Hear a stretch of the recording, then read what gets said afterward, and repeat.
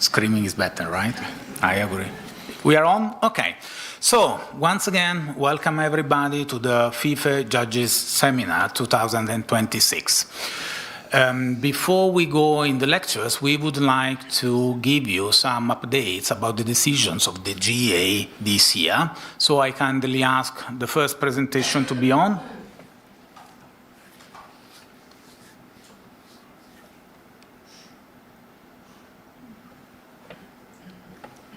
Okay, yes, Mirek. So this year we had few changes that influence in a way judges and students, obviously, and we can collect them in three main classes: changes in standard, new colors, varieties, colors changes, and show rules and miscellaneous. Let's start from the changing in the standard. First of all, we have a change in the general part, the description of the nose on page 8, where allowing unrestricted passage of air, change in nose leather is well formed and of sufficient size to accommodate properly formed nostrils and allows unrestricted airflow. Just to clear it up, these changes in the exotic and Persian standard comes out a huge, massive work of the breeding council with health and welfare. This is not this one. The other one, okay. This one was coming from Sarah because it was always from the Sferak. Yeah, sorry. Let's go on, Mirek. Yeah, here we go, right? I don't have the references. Feliz Danica, thank you, but we can say it, that they are coming from the hints from the countries and from the breeding council to align our rules to the pressures that we are having on these breeds. That's why we came with the countries and commissions came with those proposals. So, no, go back, Mirek, please. So, before we had just one fault that was together with narrow nostrils, loud and difficult breathing that was bringing no certificate. Now we decided to split it in two different points. Narrow nostrils will still keep the no certificate. Indeed, loud and difficult breathing will bring disqualification. Then we have the standard and the standard for Exo and Persians. Now Sarah was involved, right, Sarah? Am I right? Yes. Where we brought, and we still support, when this is something coming from the breeding council, to change, but not a snub nose into which should not be too deep. We know that this description did not fulfill some people, but we have to say that this description is not so different from other descriptions that we have in other standards, and we are used to that. Again, we are answering to a request of the breeding council. Let's go on. Then, always from a breeding council, we had a request of change in the ragdoll standard. In the bicolor and in the mitted, they asked us to add on the paw pads color, not just pink, but also the sentence analogous to the color or the points, and or, we are missing and or, this is the rewording on Felis Danica, but it was and or pink. Then, Mirek, you want to go on? Sure. Regarding the changes within the existing color descriptions, we have the new description for one variety when we focused on proper description of the patches on the head, not on the face.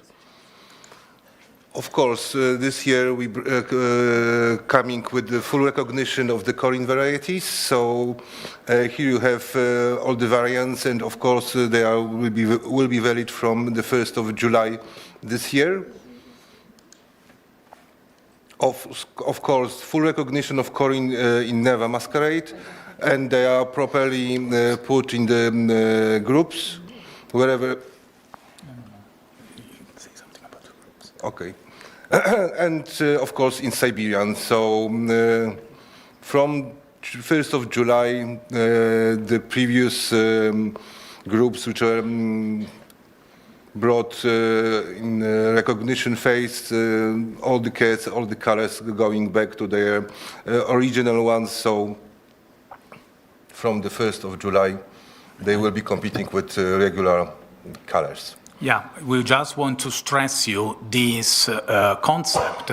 All the three corin, so British, Nevas, and Siberian, will be completely, fully active from the 1st of July. Nothing changed for the British. I mean, we were just the first classes because of the preliminary status, so they will go on in the higher classes. Indeed, the main difference for the group breeds is that they will be removed from the term groups that we made for the recognition to the proper group, so they will be all together.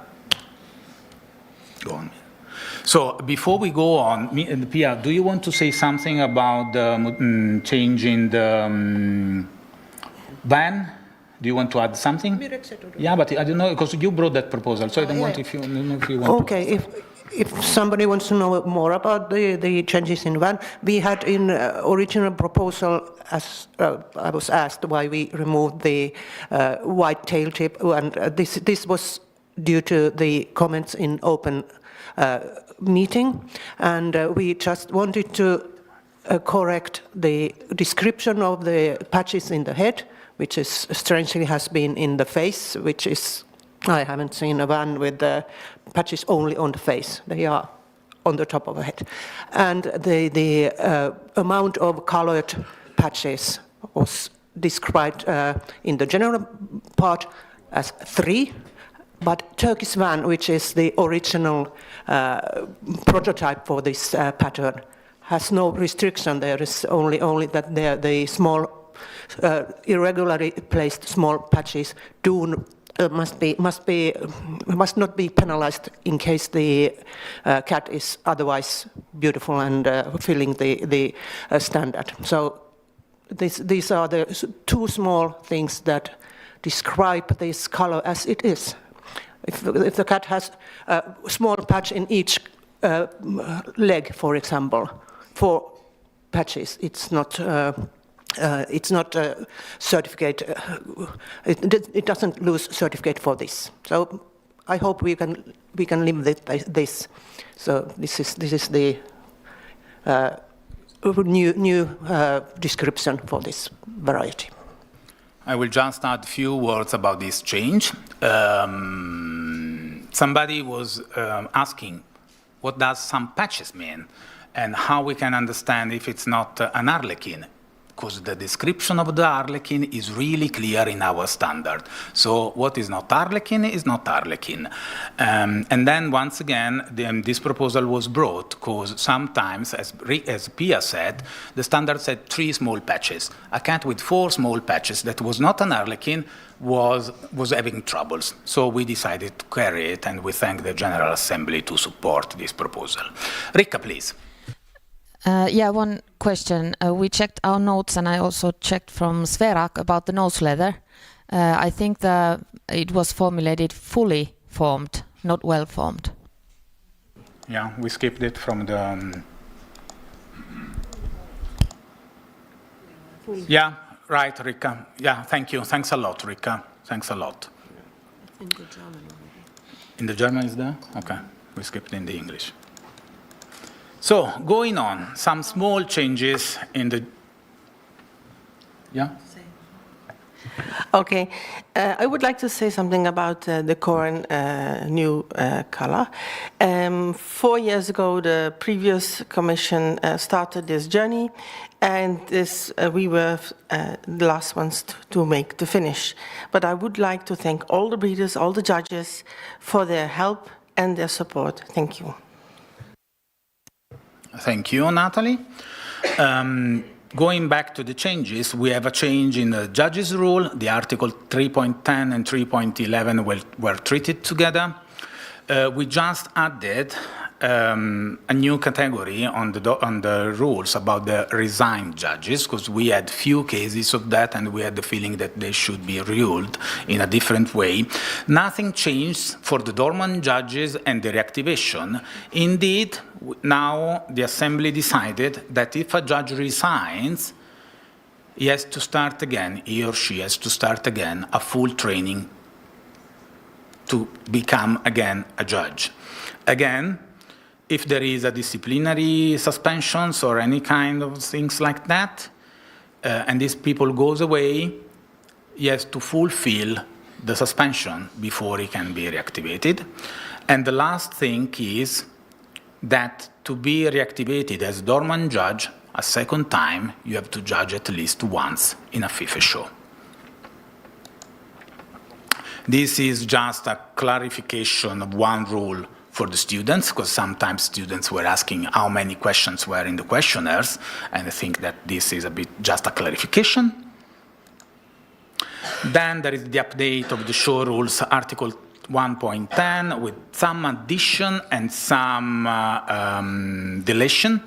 The only thing that I would underline you is that now the show organizers should send you the information about the show 7 days in advance, but they have to send you the divisions and the transfers prior the show. That means that can be also the same day.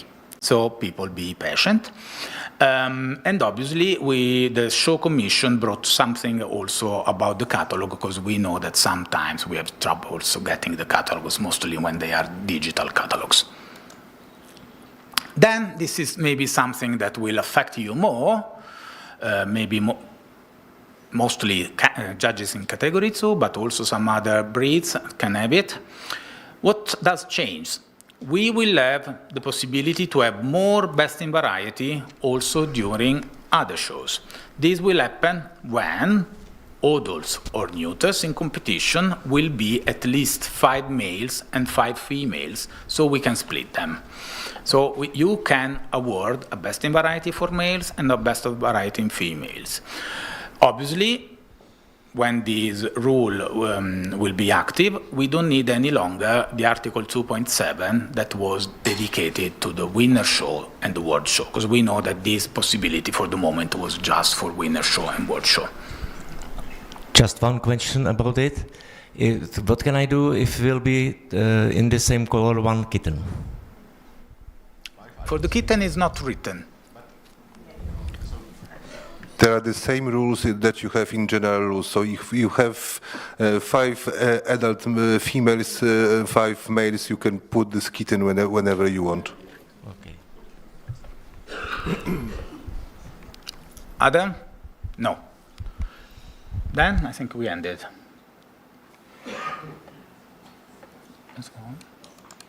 Okay, and that's all for the GA update. Eva, please.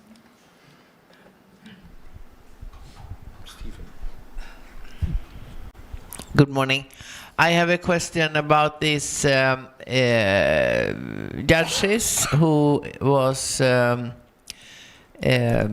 away, that resigned judges. I would like to know the thoughts about this. If a judge resign and then want to come back after, I don't know, 2 years, the full training and the exam for each category have to be repeated. What is the purpose of that? Did the judge lose all their knowledge during this time, or is it a punishment because they just resigned? No, the purpose is that that has already happened, and all the judges have to be treated in the same way. Yeah? That decision has been already taken, and so we think that it has to be the same for everybody, without differences between people. I don't understand your answer. That is the answer. I mean, that is case that has already happened, and it's on our minutes. So we think that all the judges in that cases has to be treated in the same way. Then obviously we have to remind that the board can get exception for these rules. So in case the board decides differently, they can grant an exception, as always. Yeah. But on our rules, we thought that the judges should be treated all in the same way. Yeah, so one mistake makes another mistake more accepted then. There was another one. Stephen.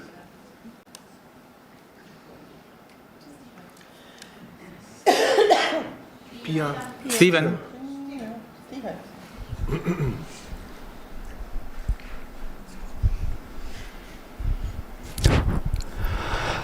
Yes, I just want to make some comments with regard to the full recognition of the corin in the 3 breeds. But come here, please. Don't stay there, because people at home will not watch you. Come. You are responsible for that, so... This is the judges' trainer seminar, so you are more than welcome. It's not yet broadcasted. It's broadcast. There, the camera is there. There. Okay, just some information and guidance. Now that corin is fully recognized in all 3 breeds, what is likely to happen is that you will get colour confirmations, a lot of colour confirmations in the next 6 months. The one thing to understand when you do the colour confirmations is that now that these colours are fully recognised, you do not need, or the breeder does not need, the genetic test. So all these colour recognitions that we will be doing over the next 6 months, it's totally up to the judge. You cannot ask the exhibitor, please show me a genetic colour test, because it's not necessary anymore. They're full recognised colours. So the responsibility is totally up to you guys. Thank you. Thanks to you, Stephen. And so, first part is done, and now we leave the floor to the president for some issues. Yes, probably. Good morning, everyone. I hope you had a nice evening yesterday, and of course, for those of you who attended the General Assembly, also that you had some good days. We have, as every year, some silver judges' pins to hand out. And that is when a judge has been a FIFe judge for 15 years. We only have 2 present at this meeting, but we also have 4 more. So Francesco will take care of the silver pin for Alessandro Gibardo.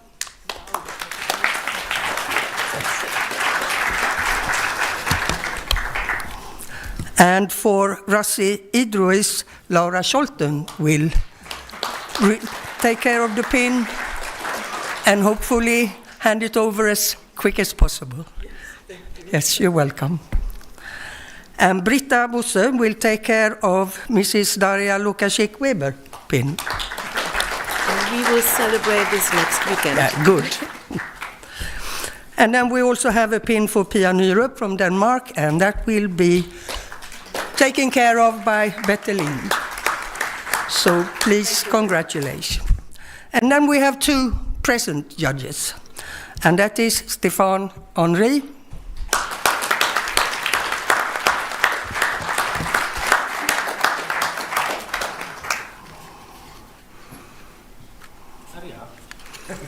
You have to run, Stéphane. Thank you. There's your pin, and Eva wants to take a picture of you, I think.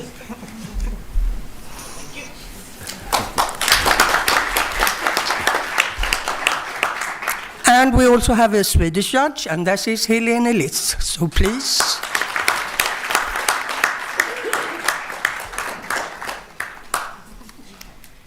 And there's the leopard coming.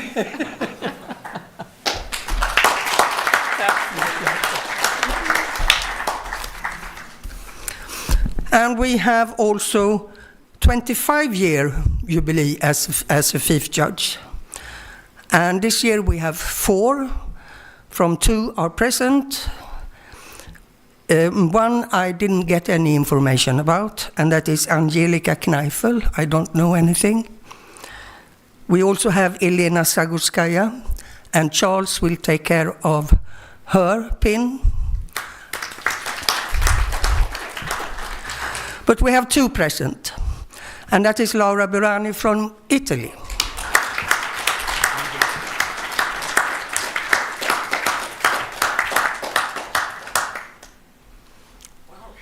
The golden pin. Thank you.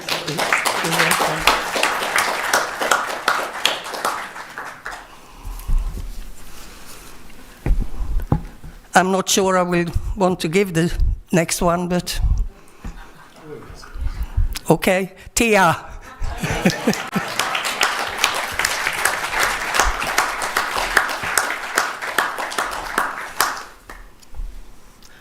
You want to have it? Yes. Yeah. Thank you.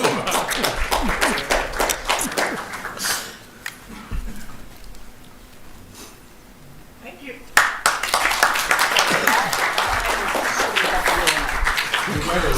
And with that, I wish you all a nice day, and I hope you will enjoy all the lectures, and I thank the Judges and Standard Commission for their work. Thank you.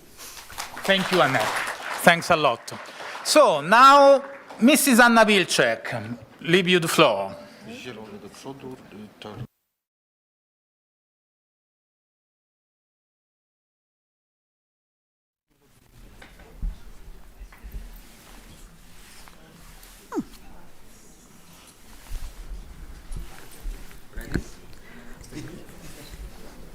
I am small. Okay. Good morning, everyone, again. Well, 11 years ago, we recognized the new breed, LaPerm, and I think they deserve some reminder. That's why I bring you the very interesting and full of absolutely outstanding photos and pictures about this beautiful breed. Before we start, I would like to know how many of you are judges or pupil judges in category 2? Oh, quite a lot. Okay. Do you like LaPerms? Okay. Let's start. We will talk today, of course, about the breed. I will talk very briefly and very shortly about origin. I am not a breed council member, so it will be not a long story, but I think the few words is really important to understand the breed, how they act, how they look, what is about their expression, and the code. I also put a little bit of attention about the scale of points, not only because we do it always, but also because the scale of points is very interesting and give us also a very important message. We will talk about the standard in detail, so of course I will talk about the head, body, coat, and also the color. Because, well, it's my private opinion, but I always, everybody who knows me well, I am Rex person, I bred Cornish Rexes, so I think all Rexes should be together, and unfortunately LaPerms are in category 2. That's why I think to talk a little bit about the color, which is tricky thing in Rex breeds, is something worth to point it out. Okay, few things about the development because it also influenced on how we treat them at the shows and how we judge them, to understand that this is slowly developed breed, and few tips about the handling. So I try to be very quick, but you know me, I am not able. Every time when I put my attention more deeply, I try to study the breed, I try to find few descriptions which show the breed in a general way. So basically, LaPerm breed, we have to know that they are naturally mutated Rex breed. Even if they don't have in the name the word Rex, they belong to Rex family. And this mutation is natural, so nothing plastic fantastic created by the man. Then this breed is semi-foreign type. Moderately elegant, so of course not so elegant like Cornish Rex or Oriental, no way, but still has some moderate elegance in its own. And to be honest, for 3 years now I live with one LaPerm female, which is completely, totally different than my Cornish. But to be honest, this moderate elegance comes also from something which we don't notice at the show so much, from the attitude they behave, the movements, how they walk, how they sit, what they do. There is something elegant in them, but of course not in the direct way. That's why it's moderately elegant. Well, because of this, I put them a little bit more as feminine breed than masculine breed, but this is of course my personal opinion. And somebody who created standard, maybe we adopted it also from other federations, describe this breed as unkempt appearance and a gypsy shaggy look. Yes, they are really a little unkempt, you know, like us in the morning, we wake up and before go bathroom, that's LaPerm. Living 3 years with LaPerm, I also describe them, I put my personal description, that they really looks and behave like shepherd. They are working class, working and guarding cats, which comes from the alert look, from the how they behave. They are ready to work, they are love to be trained like a dogs. It's really something completely different. This is very interesting breed. Okay, this spontaneous mutation came in early 80s in one of a few farmers in barn in Oregon, in USA. And the lady who had her, I mean, of course, the first cat, she used her in a barn, you know, this was working cat, hunting for, you know, helping in a barn against the, you know, mouses or rats or whatever. I mean, living free. And breed freely for decades because all neighbors said, oh, what an interesting cat, what a smart cat. I want one. So she, of course, you know, the first cats had a few litters and they were growing very locally. Because this is a dominant gene, it was very easy to get more. Without any inbreeding. So it was very easy to get really good number of cats. They were recognized in USA in the lately 90s, so around 15, 18 years before, after they appeared in the world live.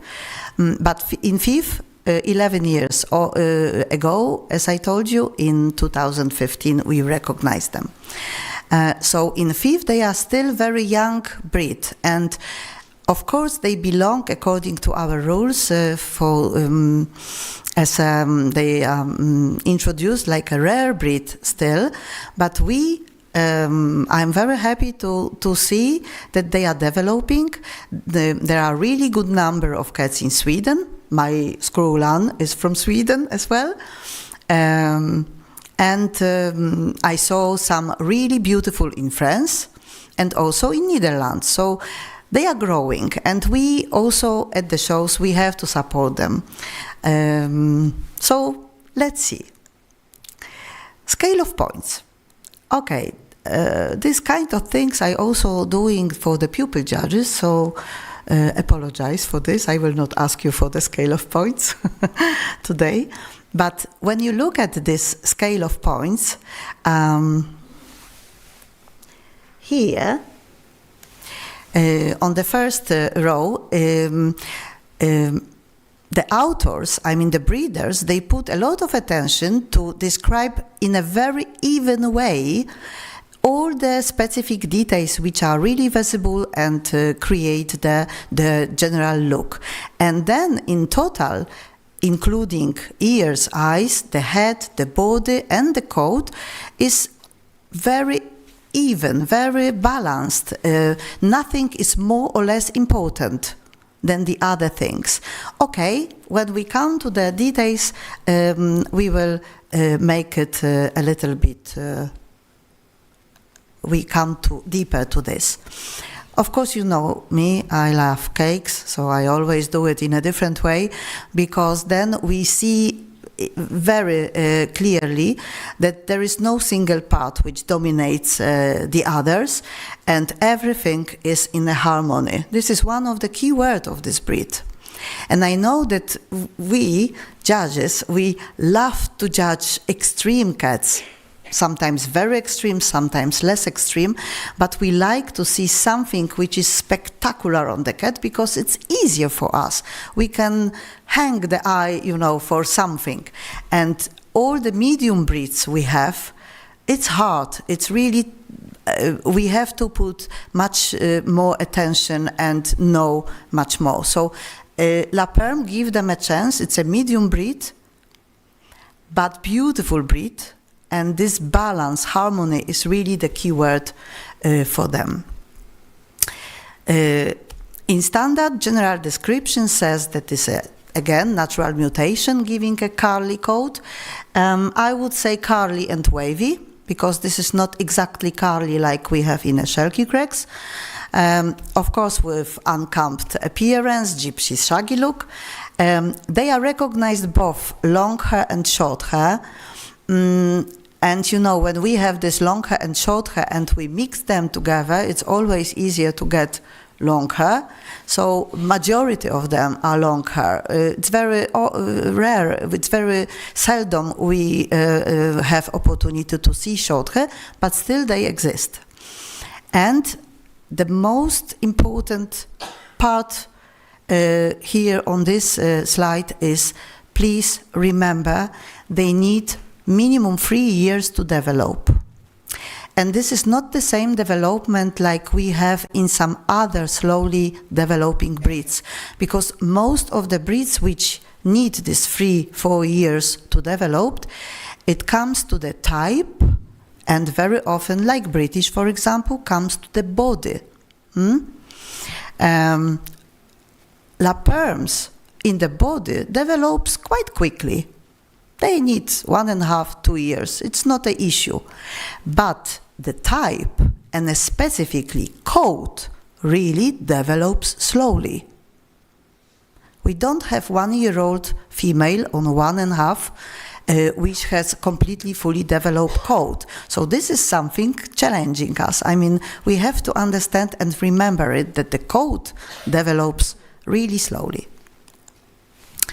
Okay, we start with the head, and I wish you all make a picture in your mind about this cat, because this is absolutely, I think, the best example of LaPerm fully developed head. It's absolutely.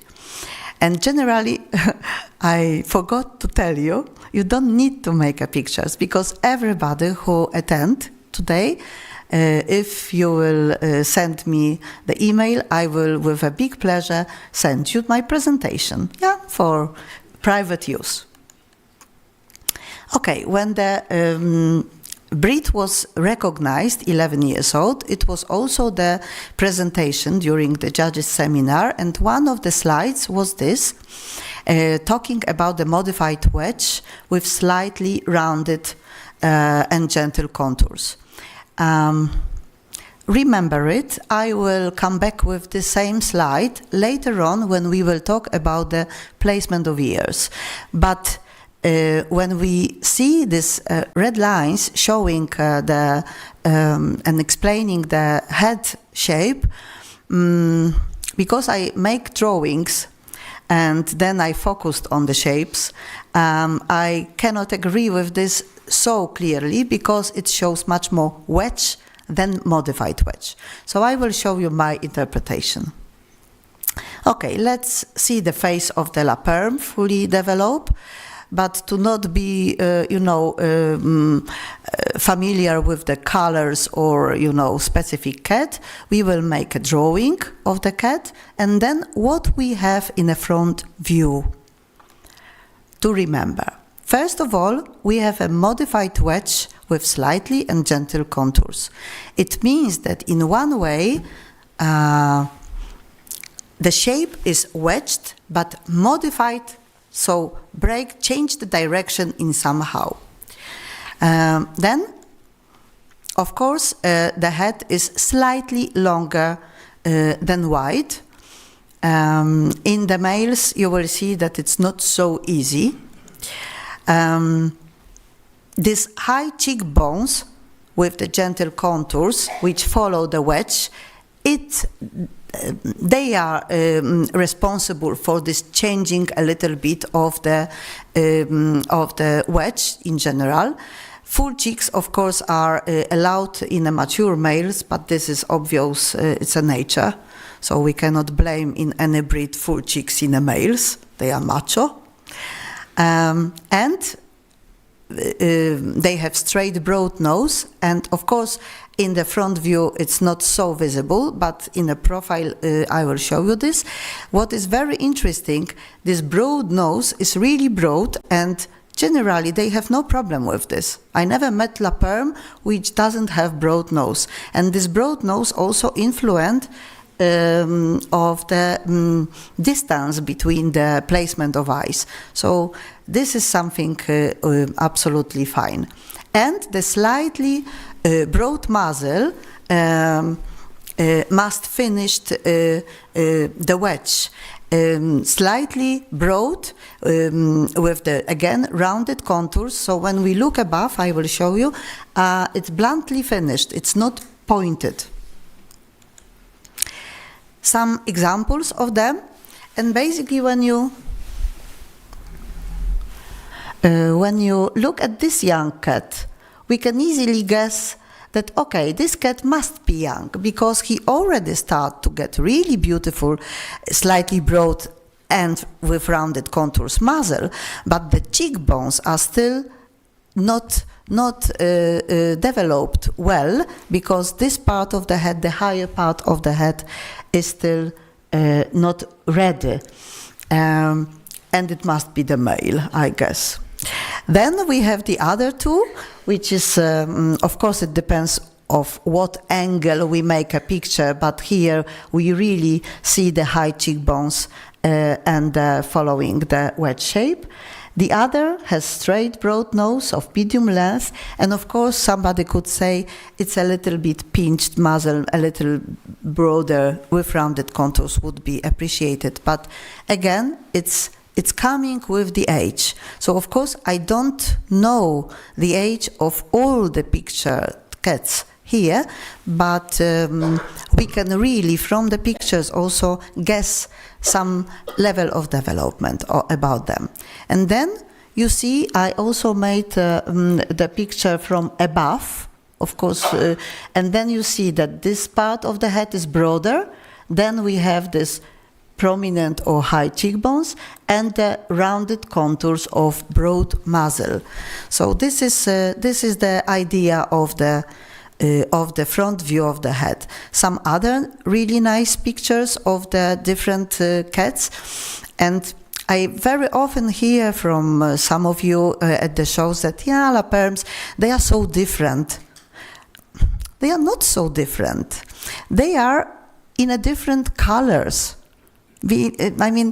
understand that color very much influence sometimes of our strong feeling, because some colors fit to the breed and some colors is not helping so much.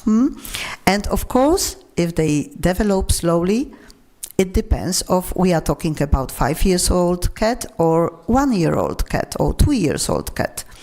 It looks different. But generally, when we look at this pointed cat here, she has really very promising, it's still young cat, but very, very beautiful, promising shape of the head with the modified wedge, prominent cheekbones, and really very well developed muzzle. This cat, somebody can say, yeah, it's a little bit too long and pointed. Okay, it's pointed color, but pointed with the muzzle. Yes, I agree. I will also show you later on the profile view of the same cat. Some other nice examples. So you will see this is beautiful cat as well, even if it's pointed. Which one is better, left or right?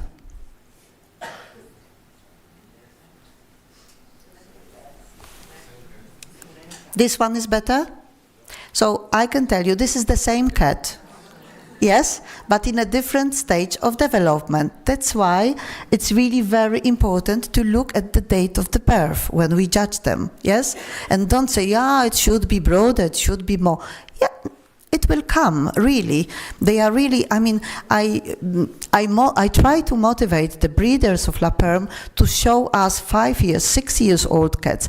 It's like with the Porats, you know, I mean, when they are young, they doesn't even remind the breed, but when they become older, they become world winners. So this is the way to see the LaPerms. Okay, and then when we talk about the males, that's why I said that standard describe a little bit more of the female. When we come to the males, they very often have slightly broader heads because of the creating cheeks, and it gives the appearance that the head is shorter. Or somebody would say a little bit more rounded, yes? But it's not. When we touch, we feel all the details, but generally they have this moment stronger, so head appears broader. Profile view is much easier. We have a straight broad nose of medium length. Then we have in profile slight indentation, but absolutely nothing to be stopped. So, you know, it's like a ski winter sports, this kind of indentation. And then it's very interesting because the forehead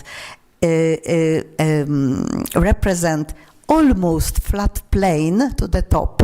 So LaPerms has almost flat forehead, but it's not flat like we have in a Russian blue or in a Cornish Rex. It's more like in Egyptian Mau is a very similar description, that they are almost flat, but with this very slight angle. Then we also expect the firm chin in the line with the nose, and they really, majority of them, they have really very, very nice chin. Different cat, the same description, straight broad nose of medium length, indentation, almost flat plane on the forehead and top, and firm chin. And another cat, a little longer nose, but still we could say medium. I would give him a little higher this to get the forehead, because you see we miss a little bit of the moment. But in the other hand, what a beautiful line of the chin from the nose. So generally this is the profile view. Some examples of the profiles in a different age. Also here, okay, we don't see the chin so much because it's the leaves. Here in this pointed first one, the light one, Perhaps I would expect a little deeper chin to get this firm. And the pointed seal up there is the cat from the previous picture. So of course we have this slight indentation, everything is in the description, super chin, but the nose is a little longish according to what we say medium. Nobody is perfect, but at least the chin and the line with the nose is excellent. Then we have some other examples. Here I totally missed chin. The black one is absolutely beautiful in the profile. Even the young one here, look, this is the baby, and how beautiful is developing. Of course, everything is out of proportions at the moment because it's growing cat, yes, but generally we have this slight indentation, almost flat plane, and the line with the chin. This is the profile. Some of them also, because you know, when breeders created the breed, they obviously used some other cats, some other breeds to make a gene pool a little bit broader, and sometimes we can meet this really strong muzzles. Really, I mean this boy. For sure, it's boy, you know, it's really reminds us a little bit of Maine Coon in the profile, yes? But, well, they are still developing. And as I told you, males and females are, it's not a big difference, but they look differently. And of course, we have to again remember that because it's a curly coat and it's very, very fun away curly, it's not flat lying, it's like, you know, electricity put to the cat and, you know, 220 volts for a moment. That's why this coat also on the face, close to the ears, sometimes it stands out from the body. So that's why we have to touch everything, because the coat sometimes give us a contradict illusion of what we exactly have on our table. Some others, and look of these two kittens up, beautiful profiles, beautiful develop chin. Don't believe when people say it's a kitten, chin will grow. No, chin is this or it's not. I mean, but in this breed I don't see so big problem with the chin. It's the thing that they really slowly develop with the muzzle and the cheekbones. Okay, so I hope I feed you with this shape. Now we will talk a little bit about the eyes, which has another 10 points, so everything is more or less the same important. I am very happy that they were changed to almond, because they are really beautiful almond in shape and fairly large. What it means? I mean, we don't want to see them that they are really large and dominate the face. But in the other hand, they must be visible. So absolutely nothing to be medium. Slightly slanted toward the base of the ear, of course. Set well apart, but it's thanks God of the broad nose. It's easy to get it. And they have this expressive, and it's not written in the standard, but I suggest to breeders to put it. They have really beautiful alert look. Very beautiful. And of course, eye shape is changing with the mood and excitement. We will never see at the show lazy mood. It's only at home, or relaxed. The most beautiful is when they have this attentive look, when they want to hunt, when they are guarding, you know, searching area, then they have really super outstanding eyes. And this is really very, very attractive on the face. And sometimes they have also this surprising, too excited look. I gave you also here few pictures of the cats, which we can easily say that the eyes are either not too large, but too rounded, too not almond. It's changed the expression of these widely look cats. So generally, if they really have a proper eyes, almond, fairly large and well set, slightly slanted, then they have this very expressive alert look. Try to hunting or searching the area. And it doesn't matter with the eyes in which age we see them. They have this look or don't. Okay, the ears, another 10 points. So they are medium to large. And I know that we sometimes discuss what is medium, what is large, etc. But the meaning of this is that we want again to see them. It's nothing just as an addition to the head. We want to see them, but in the same time, because the breed is medium, we don't want them to dominate anything, yes?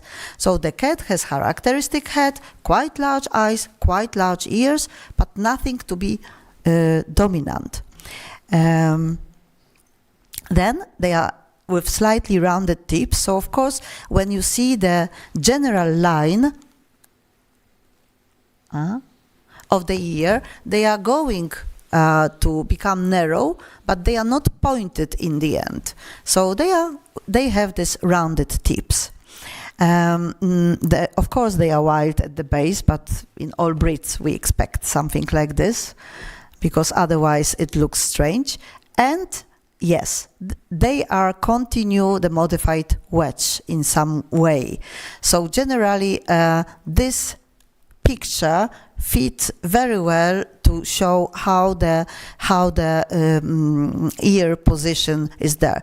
We don't want them to be really high set and also not very on the sides. It's just in the angle. In some way, it reminds me, of course, completely different breed, Sphinx, which is absolutely nothing to compare here. But the ear placement is also in the angle. So it looks like this. Some examples of the placement of ears.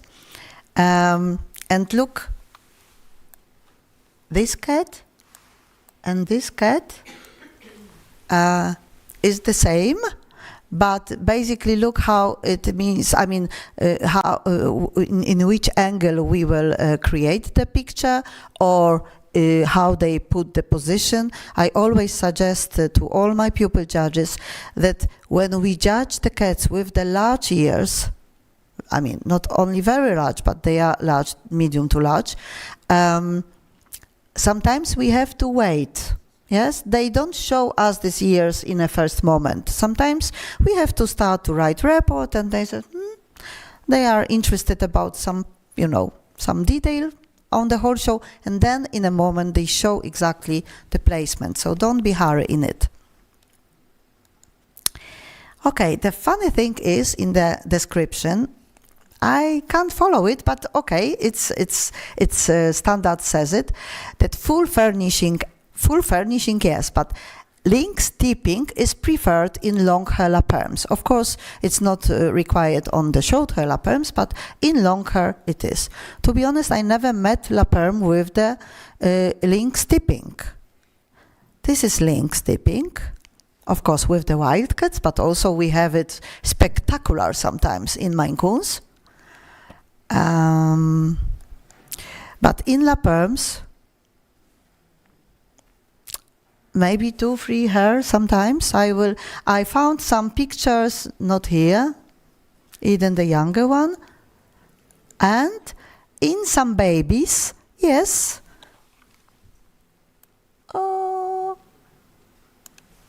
Something minimal, but truly believe me, when they become adult, it's not existing. So don't expect something like this. I mean, maybe it will be beautiful when they will get it, but it's a dream. Okay, so it was the head. Any questions you have to me just later? Okay. Do you got it? I mean, beautiful cats? Fantastic, okay. So we come to the body. Body is really very easy, and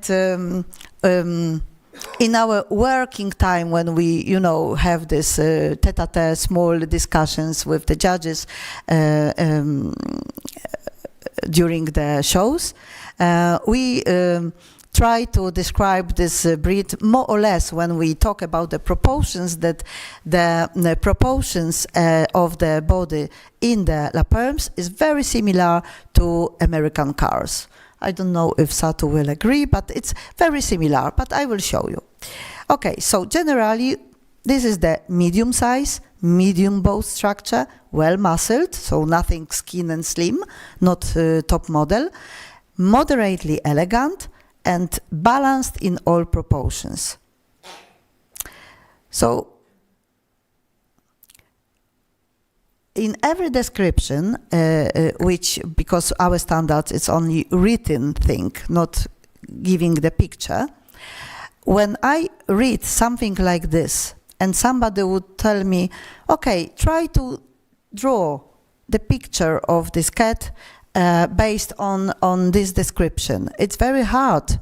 And the same way, it's very hard to judge it when everything is very, very medium, nothing is more extreme. But in the other way, it shows that this cat has nothing extreme. This is the really important stuff. We don't push according to the judging, oh, it should be longer, it should be smaller, shorter, or whatever. Harmony is the key word. Okay, when we talk about the American cars and now LaPerms, the torso length about is 1.5 times higher than times the height at the shoulders. So it's I would say in some way rectangular, but this rectangular thing is not so long, it's a medium long, with the medium long legs and rounded paws. What is really spectacular on the body is a tail, because tail really must be long, very. But because I told you they are like shepherds, they want to hunt, they want to search the area, maybe some mouse is moving somewhere, or fly, or whatever. They very often, they create this position. So of course help them a little bit to check proportions, because they very often then, they don't fit to the, but this is the same cat, yes? So it depends of the, how they act. This is beautiful example of the LaPerm body shape, because it also shows that the neck is medium long, which gives again this moderate elegance, carried erect. The hips are slightly higher than shoulders. It means that the hind legs are a little bit longer than the front legs. But most of the breeds has it, because they are jumpers. They need to jump, so the higher, the longer hind legs is necessary to do it properly. And of course the tail, which at least supposed to be as long as the shoulders, preferred to the neck, but it means always as long as possible, like Cornish. I'm joking always that if they have this back, yes, this size. I never put the tail like this, because I don't know if it's, pain in the base or not, if it's comfy for the cat. But I always says that when the cat is standing on the 4 feet, and I expect long tail, and this tail is lying, some bonus lying on the table means long. Yeah, it's enough. Some other examples, of course, it's this is the boy. Okay, and the tail is described as in a long hair variety, is described as a plum tail.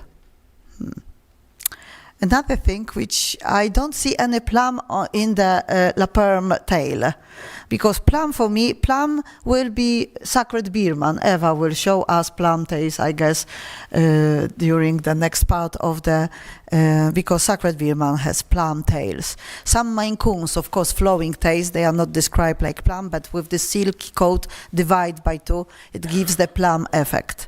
But LaPerms, do you think it's plum tail? I would describe it well furnished, yeah? But I don't know, the plum is strange to me. Some examples of the LaPerms. Beautiful, this calico, tawty with white. She has really long tail. Shows on this picture. Moderate elegance, as I told you, 3 females. When they are sitting, when they, you know, turn this head, when they do something, except the moments they hunt, because then they become really terribly wild. They really keep themselves in a hey, okay, I am a barn cat, but still elegant, in some way, in own way. Okay. When we come to the faults, the standard describes 2 faults, leading even to disqualification. It's very tough thing. So we don't want to see LaPerm, which is Kobe and short in type. And also we don't want to see Siamese Oriental type, yes? So not too elegant, not too slim and long, and also not too heavy, not too Kobe. Medium. So, balance, medium, and moderate elegance is the key word for this body build. Hard to judge, I know, but still. Coat. Okay, for the coat we have 30 points, but these points are divided for 2 parts. We have length for 10 points, and texture, curves and waves, 20 points. So texture, curves and waves are more important than the length. No points for the color, even if they are in category 2, where the most of the breeds have this dedicated 5 points for the coat color. Rex breeds forget about the color. I will tell about it later. 10 points for the length only. Why? Because they are they can be short hair and long hair variety. But the funny thing is that in the short hair LaPerms, the coat is short to approximately medium long. And in LaPerm long hair, we can meet medium long coat to long. So of course when we meet short coat with the short hair and long coat with the long hair, we see the difference. But the most often we see medium length of the coat in both varieties. And I really met few situations that even us, we were confusing, and people come and said, Anna, long hair, short hair, because I am completely done. The information is on the tail. So when the tail looks like a bottle brush, it's a short hair variety. When the tail is well furnished and long hair, then we have the long hair variety. The other difference is the ruff, but ruff came lately. Ruff came later when the cats are 3-4 years old. Then they create the ruff. So breeders cannot wait so long to recognize long hair or short hair variety. That's why the tail is the main and the first information about what kind of variety we have there. Okay, and yes, because very often, I don't know how many of you touch also Lekoi cats, because when we look at the Lekoi cats, it must be so harsh. It's not, it's so soft. So then when we touch them, my God, it's soft. So the same with the LaPerms, a lot of LaPerms, because they look like, you know, transition with some electricity. They look harsh, but they are not. They are not wiry quality of the coat. This is very flexible, this is very soft and very, very nice to touch. And of course, it's very characteristic because all 3 layers, according to it's very different from other Rex breeds because they are really 3 layers, and we can really recognize, see, when we watch the coat, we will, oh, it's a garter, oh, it's a part of the undercoat or own coat. I mean, really these 3 layers are there and they are really visible. So the coat of LaPerm is loosey, bouncy, should stand away of the body because of the curly, wavy, it's always pop up the coat. You can run fingers through the skin, so we don't expect very thick coat. This is not a thick coat. Light and airy enough to part with the breath. Curly, wavy, springy and textured feeling, because these 3 layers gives this texture feeling. And it's really very unique because of this. It's not very dense, not very thick. It's all these 3 layers covered the cat, but in an airy, loosey way. Okay, and as I said, the coat may vary in a length and fullness according to the season and maturity of the cat. So more coat, more finished, older cat. When the cat is really young, it's more sparse coat.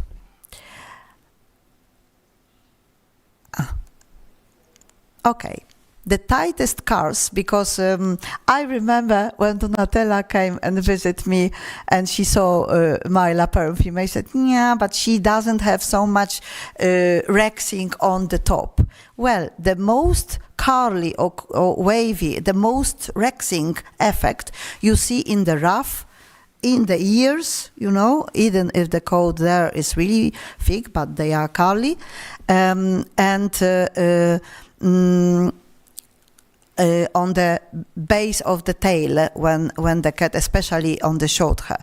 But generally on the body, you see that the coat is not straight, it's something, but it's not very curly or wavy like we have in short hair Cornish or curly Shelky cracks. It's different coat because this coat is very springy, loosey and light, airy.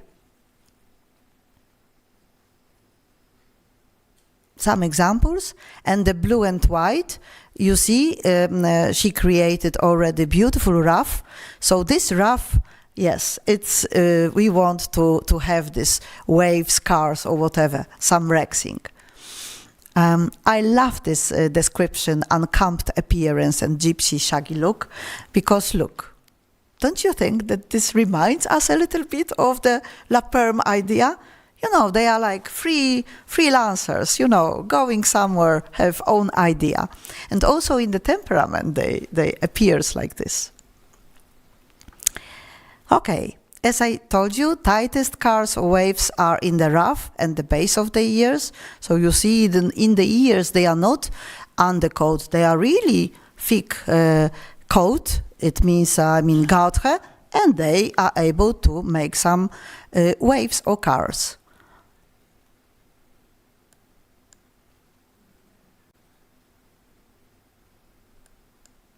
Very nice examples of the coat.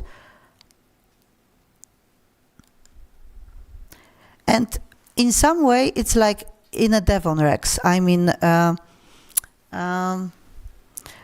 we can judge 10 Devons and everybody will have fully coated with rexing, with some cars and waves, a little bit unkempt, but everybody will represent own private idea about this rexing. Yes, not every Devon Rex has the same thing. So I think with LaPerms is more or less the same idea. It always depends. What is percentage of the guard hair according to undercoat or own hair? It depends of many factors, and of course the season as well. Some examples of the short hair, LaPerm coat, of course, I mean, they are absolutely in the standard head, body, everything is the same. It's just the difference in the coat. And when they don't look, I mean, they don't have this ruff, they don't have this thing which give the effect, they always look young. I mean, even when they are older, they look young. So this is the boy on your left. So you see that the head is much broader than in the females, but they are short hair. Another short hair. And before we will come to the color, look at the cat on the right side. I mean, we have red cat here and the other one. What is the color of the other one? What do you think? Say, Ingrid. Lilac, yes. But when we cut the head, we will only watch on the body. We could guess that this is lilac. Not so much, yes? So that's why, you know, we don't put any attention for the colors. I always joke that Rex breeds can be green and it's still fine, yes? We put attention for other features. Okay, some example of short hairs. So you see they look really young, even when they are adult. Short hair or long hair? Wake up. Okay, guys. Development. Okay, we don't see and judge embryos, but it's worth to see how this coat is developing. And I collected some pictures which show it. In some other Rex breeds, the cats can born naked, and sometimes it depends, of course, in the lines, but they can born naked. But LaPerms never born naked. They born curly or straight, coated. So that's why when you come to the LaPerm pedigrees, they very often, my LaPerm female, she also has it, they put the note BC. Yeah? So it's a prefix, I mean the category name of the cat, and BC. BC means burn curly, yes? If it is born straight, it's, you know, so it's the information BC. From the beginning, I mean, I found it really very interesting. This is the only breed which put this note for the cat name, every cat name. This is really interesting. So this is important. They don't, they are not naked, but it's important they were curly when they born or not. Then when they are 2 months old, I mean, it's nothing to say, just watch the pictures. You know, it's they start to get this kind of length. And, you know, even in this picture, to me, it would be hard to say it will be short hair or long hair, because tail doesn't show it so much, yeah? Okay. And some other, when they are 3 months, they get more and more coat. It will be long hair. And the same development of the same cat when it was born, and according to, I mean, following the months and older, and even older, the upper, the pointed one. So you see that the coat is really growing, developing. The same cat as the teenager, and more adult. You see the difference? It's not only about the type, it's the coat which is really become more and more. Okay, some other, this is, it must be longer.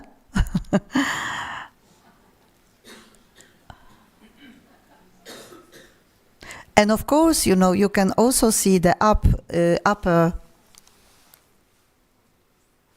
picture that they can lose some coat. They have these seasonal things. They are not outside cats, but basically they like to be outside sometimes, and they don't care about temperature. It's very strange for the Rex breeds, but yes, it's a barn cat, yes. So, but in a way, of course, if we keep them at home and it's heating, working, it's hard to keep all the coat, yes. So they also have the seasons for the better and losing coat. So you can see the different structure of the coat and the softness of the coat may vary among the individuals and gender and also the season, and also how much proportion is between the undercoat on her and got her. Some very nice example of the coat, especially the ruff, but not everyone creates such a beautiful ruff. This red looks a little bit woolly, so undercoat dominates the rest without touching. We also can get something like this. And what is really very interesting, in some Rex breeds, we put a lot of attention and also few points, 5 points, for the whiskers. Here, whiskers belongs to the 15 points, including the head. And this is absolutely no problem. They have beautiful whiskers. The interesting thing about the whiskers is that sometimes they are curly, wavy, and sometimes they are really straight and long, yes? But most of them has whiskers, really majority. And of course the standard says short or broken are allowed in kittens, but I will show you what kittens can create. So here we have curly and wavy whiskers, here very straight whiskers, and the babies. They are really cute when they have this plenty of them. It's like bunch. Okay, coming to this amount of coat and everything, we have to remember that seasonally they can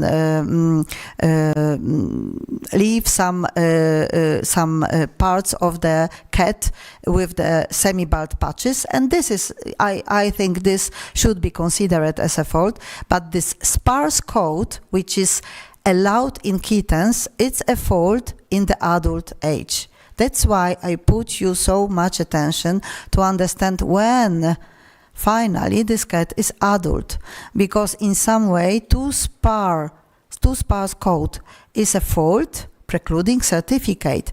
But we start open class in the age of 12 months. This is really a baby coat. I mean, of course they have something, but this is not the final result. So remember about it.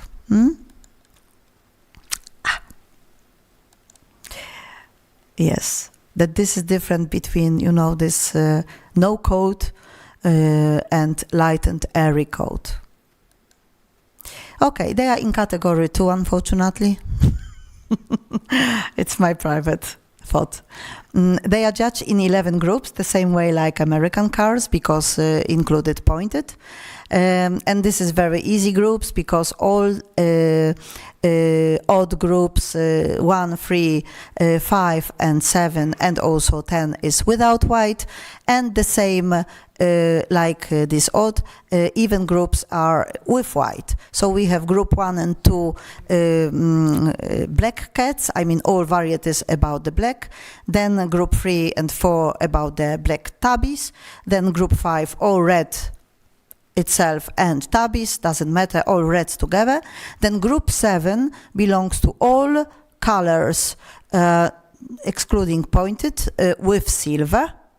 Then group 9 is dedicated only to the white cats, and then we have group 10 and 9 for all pointed varieties, doesn't matter which, and they are recognized in all colors. Okay guys, what is the color? Some ideas? And don't be ashamed, because this is a very tough thing, I know. What do you think?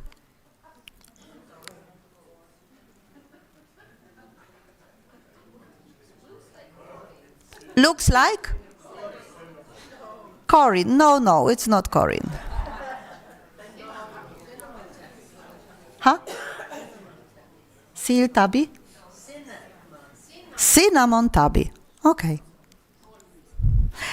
To give you some, more information, this is mother, and this is sister of this cat. So this cat is still the issue. Maybe now will be more help. Tell. I mean, you can make some mistakes because this is really not easy. But what I want to express here is that when we judge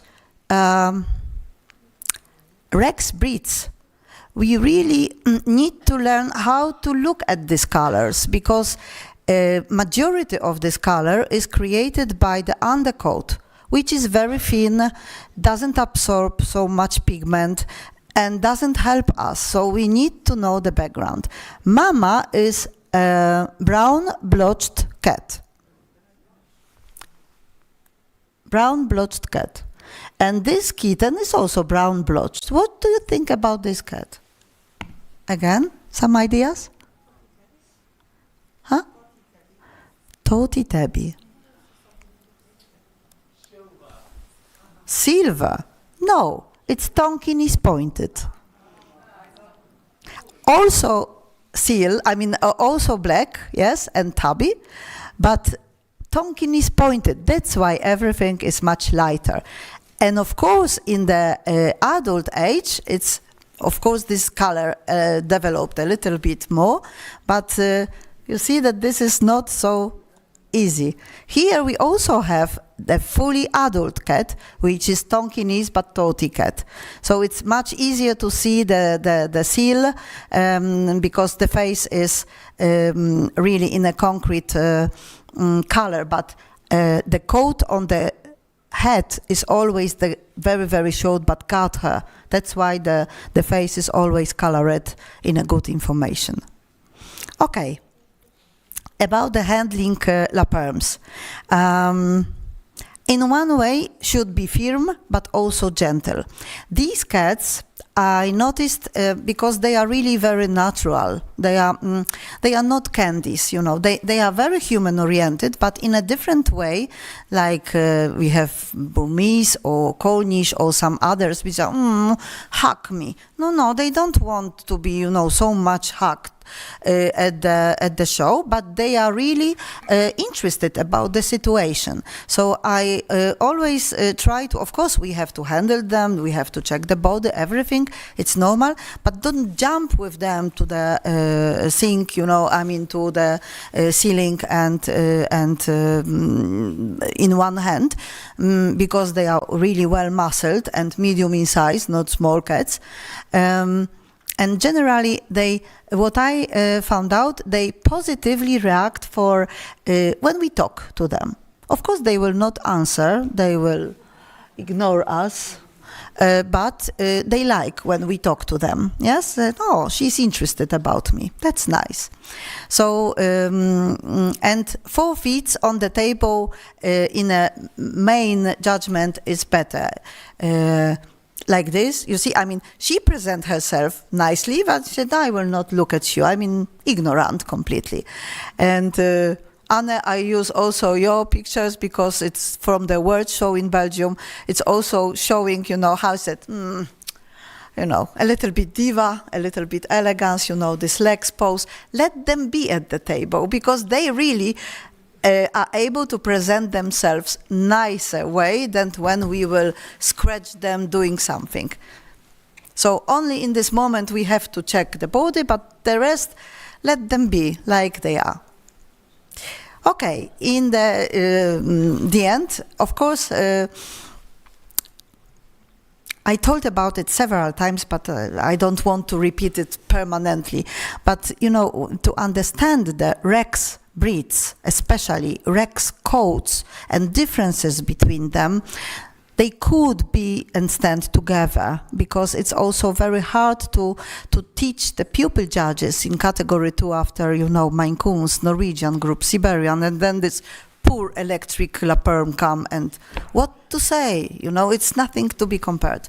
But generally, it's when I look at these breeds, I forgot about German Rexes, I'm sorry, but generally, the Cornish Rex is really like directly from the barber, from the hairdresser, come with this lovely, absolutely finger-waved coat.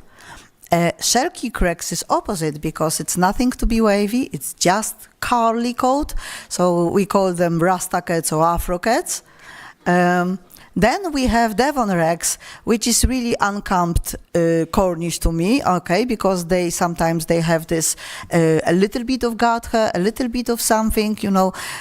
They don't have a really strict idea if they want to be camped or uncamped. I mean, this is something, but still very short. And LaPerm is uncamped gypsy, so semi-long. Thank you very much, ladies and gentlemen. If this lecture is streamed, I really would like to thank officially because this presentation wouldn't be possible without this many extremely amazing LaPerm pictures doing by Jenny and Christer from Sweden. They are lovely breeders and they were involved in the recognition presentation and show. And thank you for the participation. I hope I put some inception into your minds and you will fall in love in this Shaggy Woogie Boogie breed. Thank you very much. Thank you, Anna. I kindly ask to stop the streaming now. And so we have time for the question time. If you have any question for Anna, and please, Nathalie, yeah? I just want to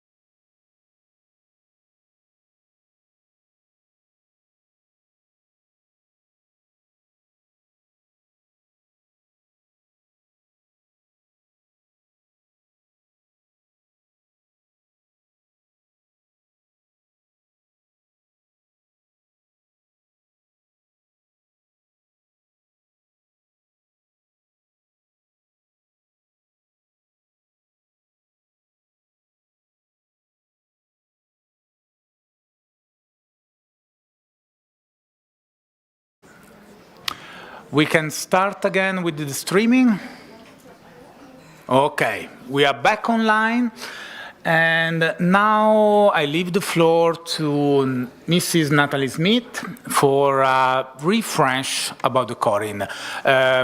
This wants to be a clear up, and Nathalie will show you some nice photos to compare corin and non-corin cats. Thank you, Nathalie. Good morning, everybody in the room here and at home. First, a big thank you to all breeders. They put immense effort. We started on the 1st of October last year. They fixed everything until the 3rd week of February this year, which is so short. They put in so much effort, dedication. They sent everything I needed in short terms. And the Judges and Standard Commission was able to control everything. And here we stand. So now we start.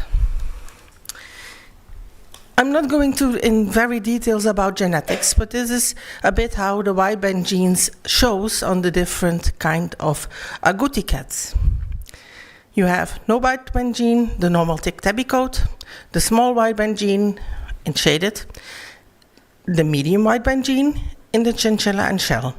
And then comes the corin, the wideband plus. You see that the markings are even less. You have the counter shading, and you have the pale parts more, with a copper phenotype. Then we have also the goldens, and there we go into comparison. But first, something about the golden standard of the coat color. The ground color, it's more intensive on the face and in the back. Lighter shade on the chin, ear tufts, down the flanks, on the belly and underside of the tail. Also whisker pads and chin, maybe light to deep cream. Tipping is always in the genetic color. Ground color, very warm, from dark yellow to apricot. And the golden without tabby markings and bars with a warm color coat is, of course, preferred. White, light color is tolerated besides the nostrils, above the lips, on the chin, as long as it doesn't extend down the chest. And there we go slightly in difference to the corin.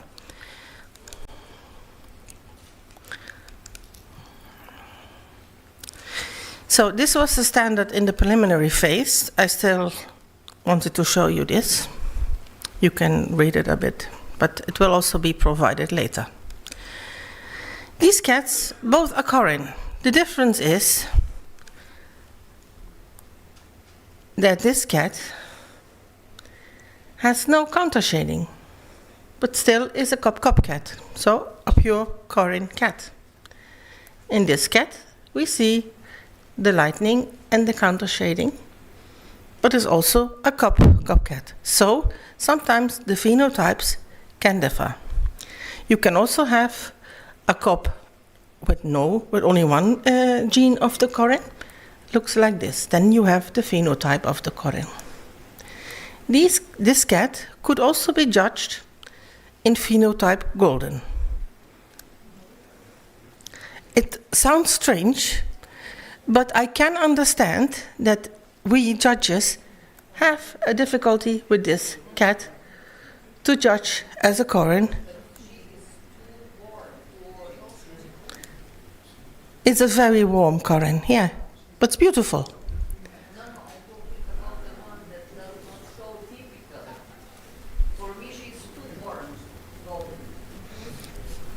Yeah, he is more bright, more warm, more, yeah. Yeah, but it's beautiful. But I can understand that this can be a bit tricky. So, the Breed Council worked on a new standard for the corin. Warm golden to copper tone, more intense on face and back. Cream to ivory toes, Underside chin, chest, belly, and part of the legs. Tipping shall be present, but it could be minimal without considered being a fault. The tip of the tail is colored in the genetic color. Nose leather, rosy pink, without or with a very faint rim. Eye rims and paw pads, again in the genetic color. Folds, they have them sometimes, very rare, but they do have them. Depigmented paw pads, excessive bleaching with no visible tipping, coat too pale or too gray, gray undercoat. This last is, at least the gray, is very rare. So, what do we see on show in the corin colored cats? We see the warm golden copper ground color on the head, ears, back, and sides, upper side tail. Right around the eyes, not very visible on this cat because it's more warm, is ivory. The same ivory coloring is or can be found on the whisker pads, chin, chest, inside of legs, belly, and on the toes. Underside tail. Green or blue-green eyes. Tipping shading in the base color. This is pushed out more than in the golden colors. So sometimes it is very hard to see the tipping. Tip of the tail always in the genetic color. And just above the nose there can be a little bit ivory or almost no nose rim. So we see different black genetic cats, the black tick tabby, black golden tip, and then the black copper. Paw pads always give information about genetic color. Then we see some characteristics of the corin/copper phenotype. Pink nose with the white above. The counter shading and the toes.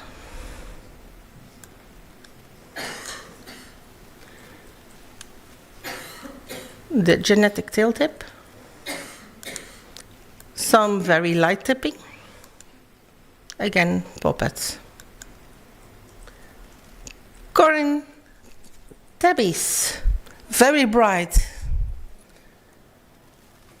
and very warm. They are according to their tabby pattern, of course, but they also have the toes, a little bit around the eyes. They do have the necklace.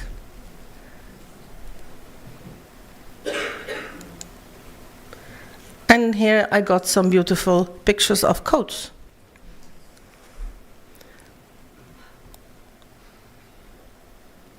Corin black, corin blue, lilac, and fawn. And here, in the long hair. And you see that the long hair is even a bit more lighter on the root than on the short hair.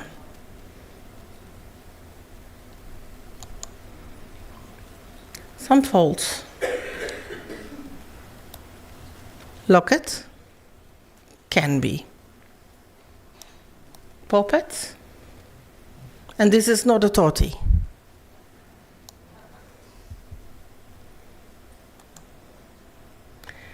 Then we have the golden.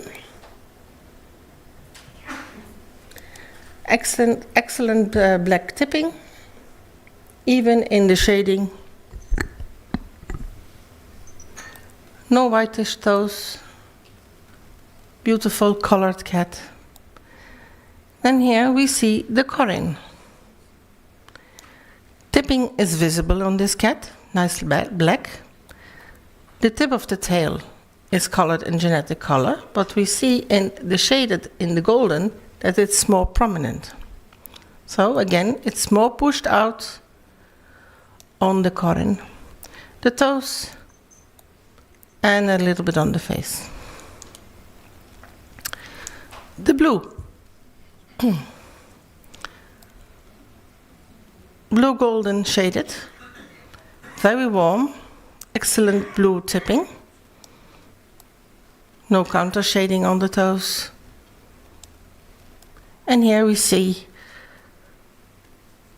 in the corin, we see again the toes, more whiteness in the face.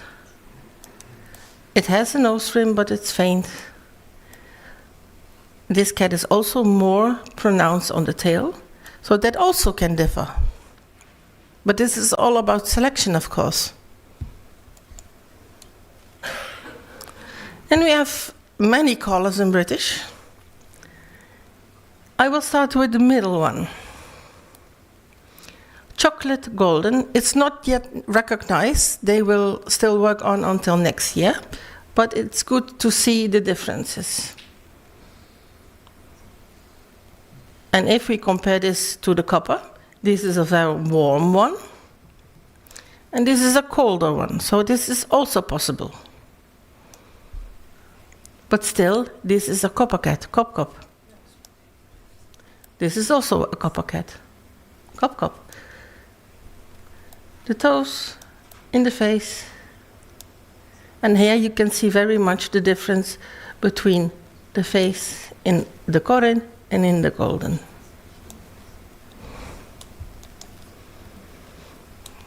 Another interesting color, the lilac.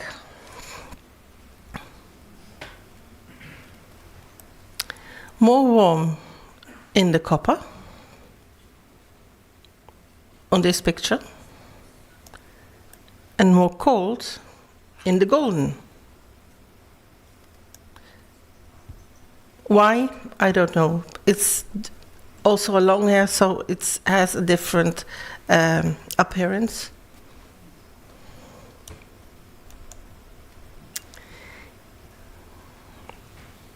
Then we have here the corin lilac, and this is a shell, very warm.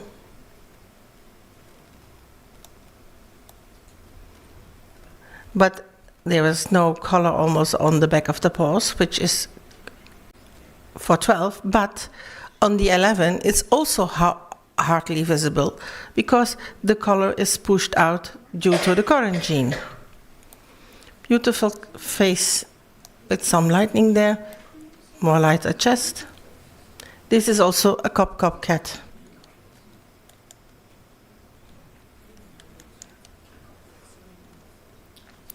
Then we have here a lilac golden shaded,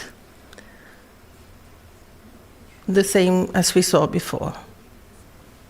Nose rim is there, the color.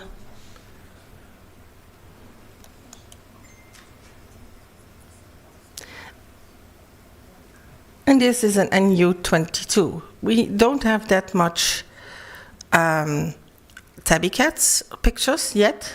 I hope to get more in the future to share. This is a blue golden shaded. And this was one of the only pictures I found because I knew one breeder had a girl 15 years ago, I think.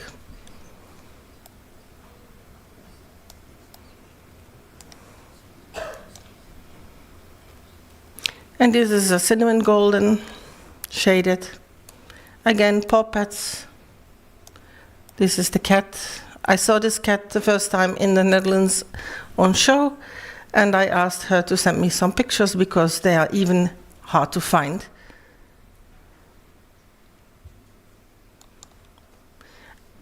And this is a cinnamon corin. This picture I got last January, just before I went to China, and I was very happy with this picture because I was looking for one and it's so hard to find. Again, lightning in the face, lightning around the eyes, the toes. I will ask a picture of when she's older because that is more interesting for us also as judges. A beautiful kitten. Then we go to fawn in golden. Here we have the Porat. It's a short hair. The tips, you see a faint color over the tips. Then the lovely warm undercoat, it nicely fits to the cat. And then we have from the Czech Republic, we have a fawn corin shell. Some of you may have seen this cat on the show. I have, sorry to say, not seen the cat in live. I would love to see her. Excellent lightning in the face. You see the color is developing. Excellent shell. The feet are developing still.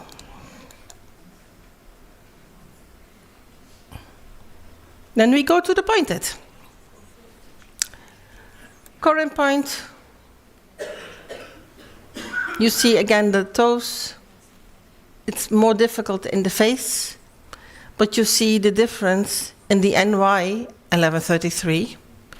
It's more coloring on the legs than on the corin. Also, more markings in the face, more than on the corin. And in the corin, you see it's even more warm on the ground color around the nose, a little bit around the eyes.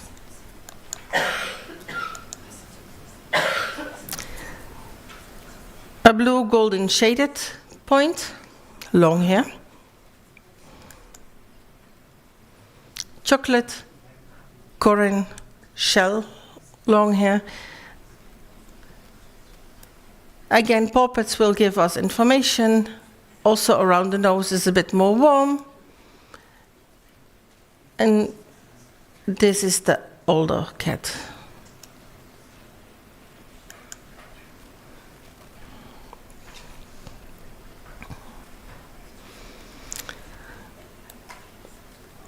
This is our black golden tabby blotch as we know. And you see there's more brightness and more warm in the color in the corin blotched. So it's a beautiful picture to see the differences. Here we have a chocolate golden blotched.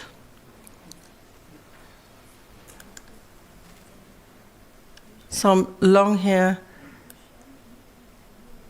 NU24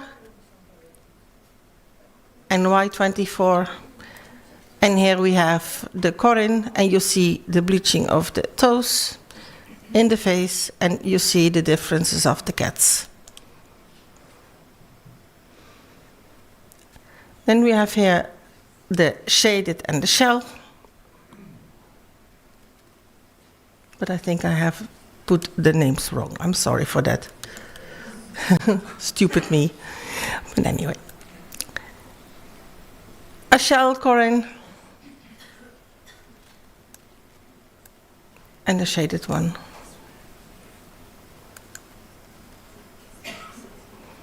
Then we go to the pointed.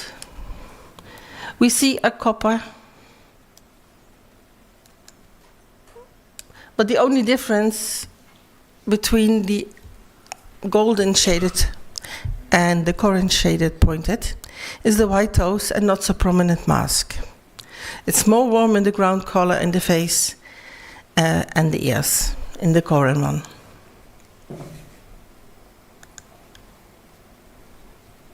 See here again the fawn pointed shell, the tip of the top of the toes.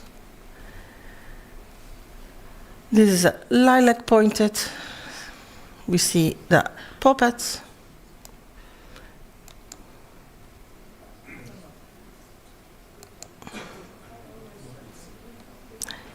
And you see a very beautiful warmness in the mask of the face, and again, the top of the toes. This one I saw in China. Beautiful cat, very masculine cat, beautiful type, excellent on the tip of the toes, beautiful in the mask, but still a very young cat. It was a junior. And I have to say thank you to all of these people. Thank you so much. Okay, we kept in purpose a bit of more time for the discussion if we still need it, because as you saw, Nathalie did a great job collecting many photos of many colors. That was not easy at all, so thank you, Nathalie, again for the work against it.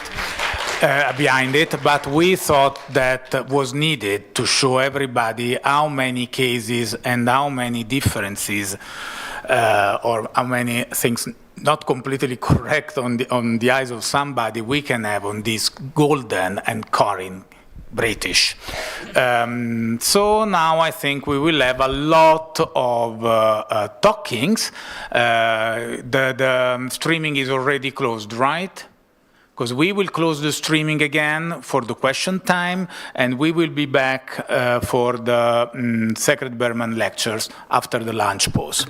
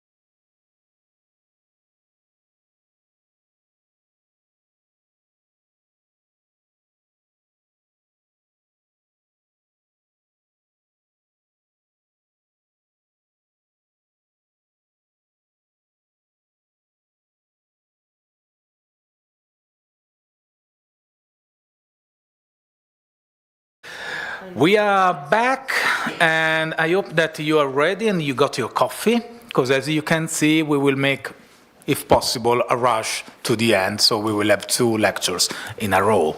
Now I'm really, really happy, because it was a long time we were working to have a Sacred Birman lecture, to ground the Sacred Birman lectures with 2 judges and formerly breeders of Sacred Birman. So Judge and Standard Commission is really happy to welcome Mrs. Eva Porat and Mr. Cristiano Federico Sandon. Thank you.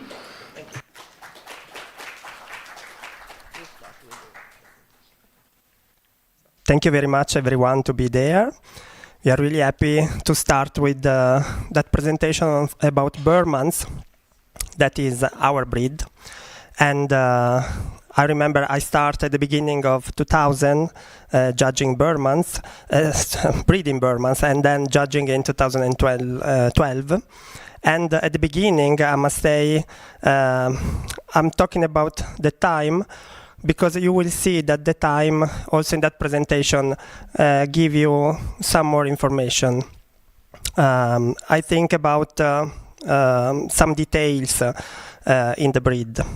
So we try to focus on 6 topics, and these topics are the head shape, the eye shape, of course the white in the gauntlets, and also the body, and the expression and the texture. So you will see that in that presentation, because for us as judges and breeders are probably the most important things.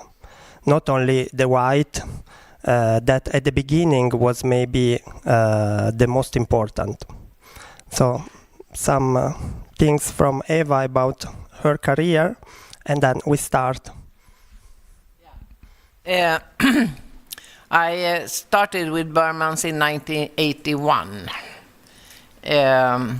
and start breeding in 83, and became a judge in 89 for category 2, which also included the Sacred Birman then. During the years I bred not that many. I also bred the Norwegian forest cat for some years, and came back now to Sacred Birman again after my last Norwegian passed away. Birmans is so special in the temperament. It's, in my opinion, a very lovely looking cat.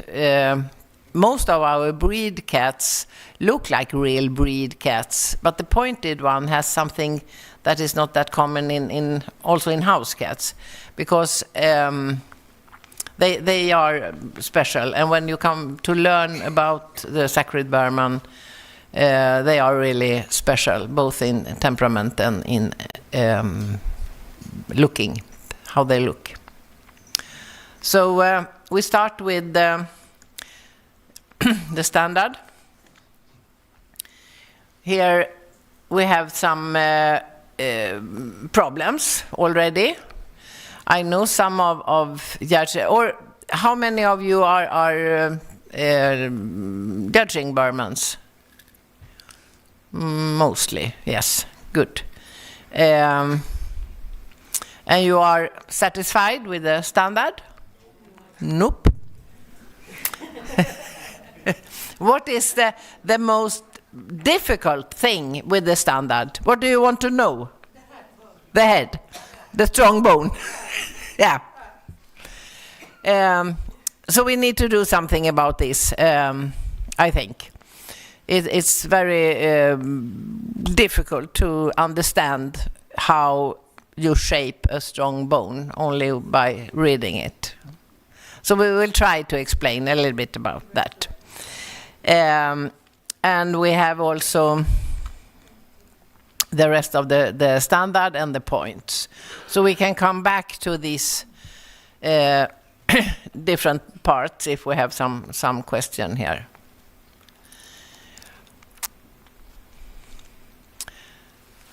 Birman comes in 40 different colors now. And we have the ordinary ones, the ordinary colors. We have everything in tabby and everything in silver. Yeah, here you will see probably the most famous, the seal and blue tabby also. But also, you know, we got silver recognized from not so many years ago. So we have 40 different colors. We have, of course, also tabby markings, and you will see now some picture of some tortoise that are quite famous, I must say, in the last years, and they are really attractive. So you will see two different colors. Maybe later we will discuss about this picture with pupils, how to recognize also the color in Birmans. And as Eva told at the beginning about the standard, we have many different things that honestly we have to focus on, because probably in the standard the best part are the gloves, the description of the gloves, and the white in the feet is the best one. But in the rest, honestly, we can do better. Not only in the head, but also talking about the size. Because medium in size doesn't mean small or light. So this is also another problem that we see very often in judging, and also we see also in breeding. So in those pictures, we have this. Here you see the medium in size, strong bone in the head. The body is quite a little bit longish. So here you have, everybody knows when we have Persians, it's short, short, short. Head, body, tail. The Siamese are long, long in body, long in tail. Or something is medium, medium, medium. But here we have something that is quite short in the head, longish in the body, and medium in the tail. And that, I don't know who who come up with this kind of description, because it's really hard to get all these three parts together to harmonize.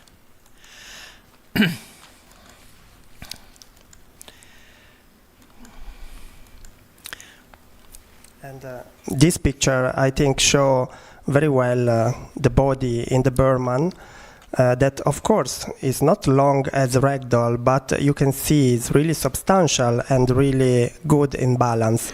So you have to have, as in any breed, a good balance between the head, body, and tail, but also substantial and muscular body. Of course, in the males are a little bit stronger than in the females, as in almost every breed. But I repeat once again, medium in size doesn't mean small, or doesn't mean without bone structure. And also the feeling to have and work with good cats, good in balance and in structure, also mean to have healthy cats, because you have really proportions, and you have, of course, really good feeling. Also when you touch, you see the develop, and after you will see really a develop from the baby to an adult cat, and you will see how the proportion in that breed are really important. We did discuss on the previous lecture with LaPerm how to handle them. A colleague of ours once said that Birman you should treat like a Chinese porcelain. It's nothing that you throw up in the air or turn upside down. You are really, really careful. And Birman has also a special sound, which many of you have heard, this coughing. Which I never heard any other breed sound the same.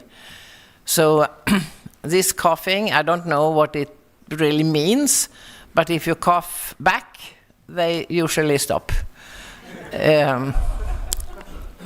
Because then they are, somebody talking to me? So as in all breeds, is of course, it's better when you handle them if they sound a little bit than the one that are completely quiet and just change in a second if they don't like anything. But the Birman has this special sound, which also both judges and especially stewards sometimes react on and don't know how to do it. I just cough back and then they usually stop. So it's nothing serious with that. We have this development. As in all breeds, it takes some years before they are finished.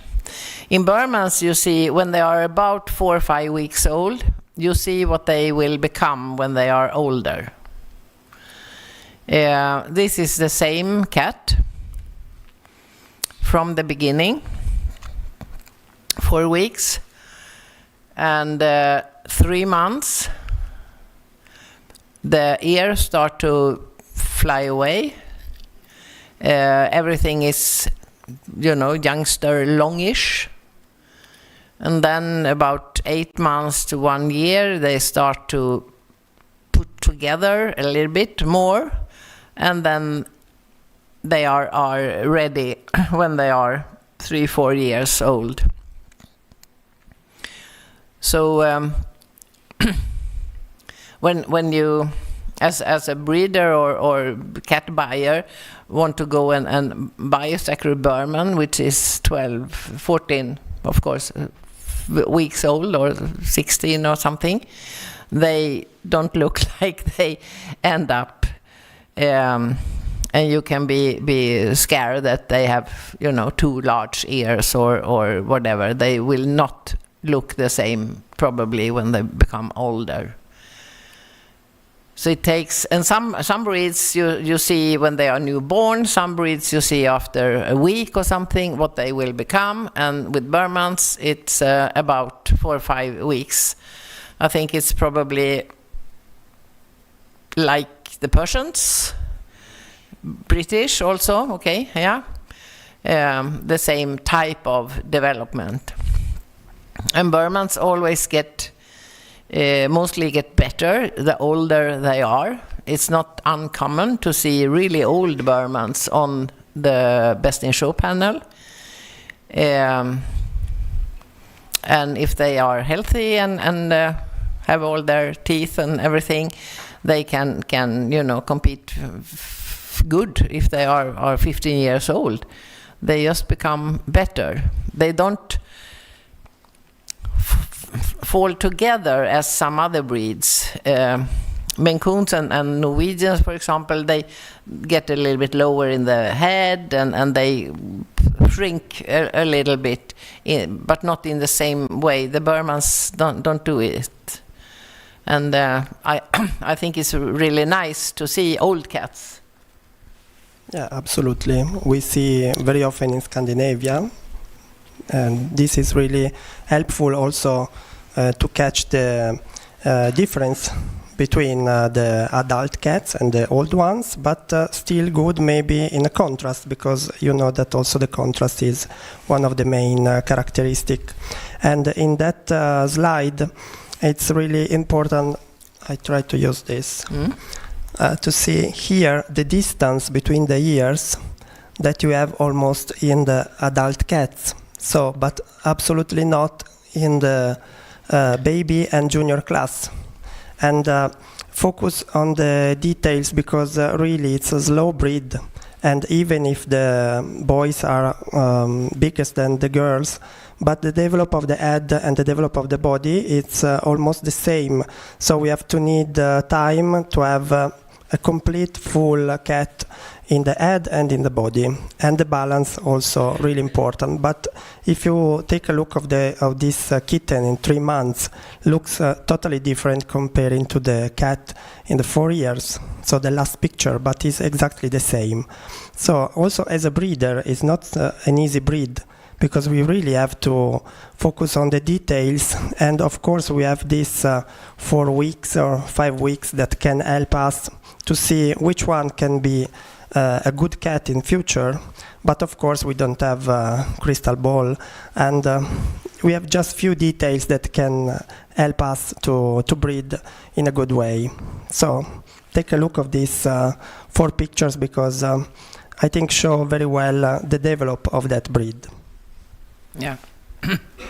And as you see here in this picture, the one that is darkest in the body is the 4 weeks old guy.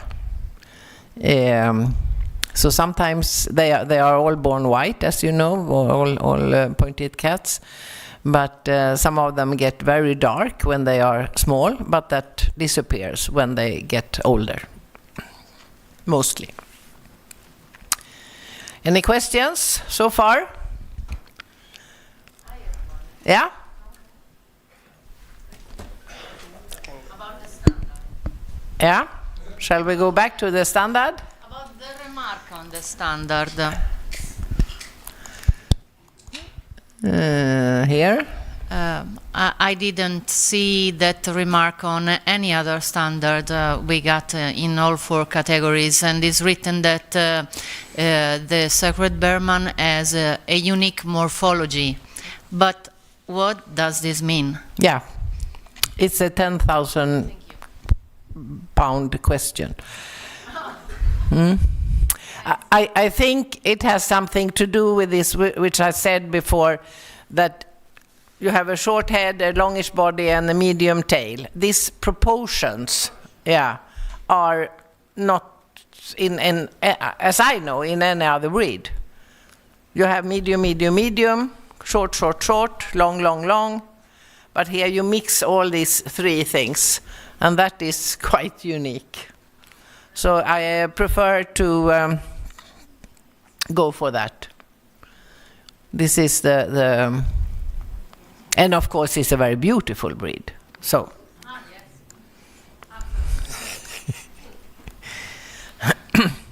We go on now on the details, and so we start to take a look of the head. So head shape. You see this strong bone that is written in the standard. The forehead slightly rounded, the cheeks full, somewhat round, the nose of medium length without stop, but with a slight indentation, and a firm chin.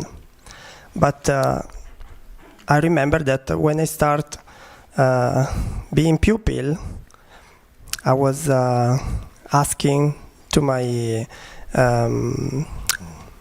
now colleagues, but judges, what means that strong bones, and as we talked before, was really the hardest part to describe, honestly. So here we put 3 different types of head, 1, 2, and 3. You see the difference between these 3 parts. So the first one, triangular, round but wide at the base, I tapered cheeks. You see a little bit pinch in the muzzle, but quite large the placement of the ears. The one in the middle, round, so also really harmonical in the cheeks and with a good distance between the ears. And number 3, a little bit narrow in the muzzle and with almost vertical set of the ears. If I remember correct, when I started, I had exactly number 3. Because absolutely, breeders were focused only in the gloves and gauntlets.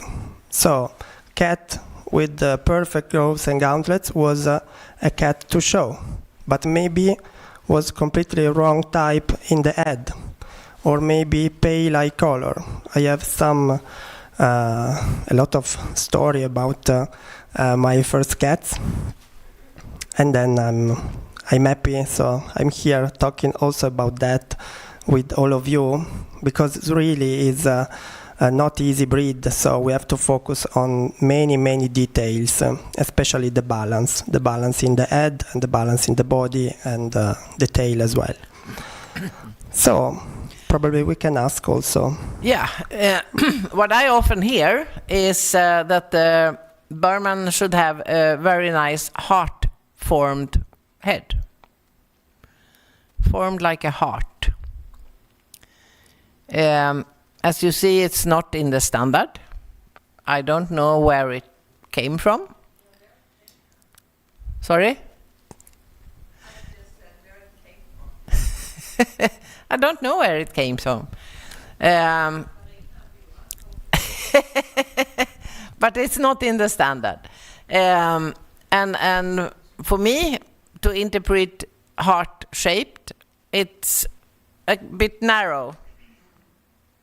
If you make a heart, it's narrow. It's perhaps a little bit more like number 1, perhaps.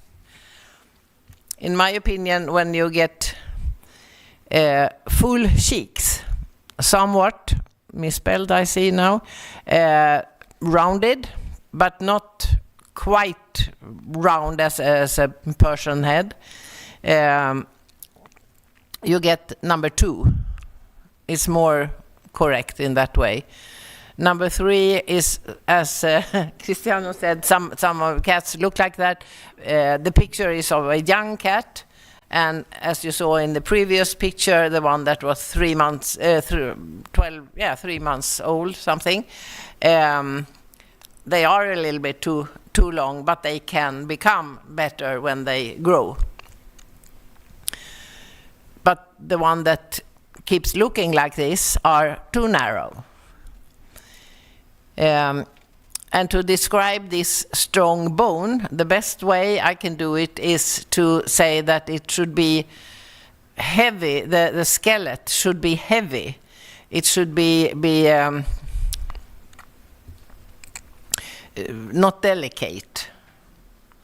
And if you have a delicate head, you never get this full, like the British, Persian, and every other ones that should be more rounded.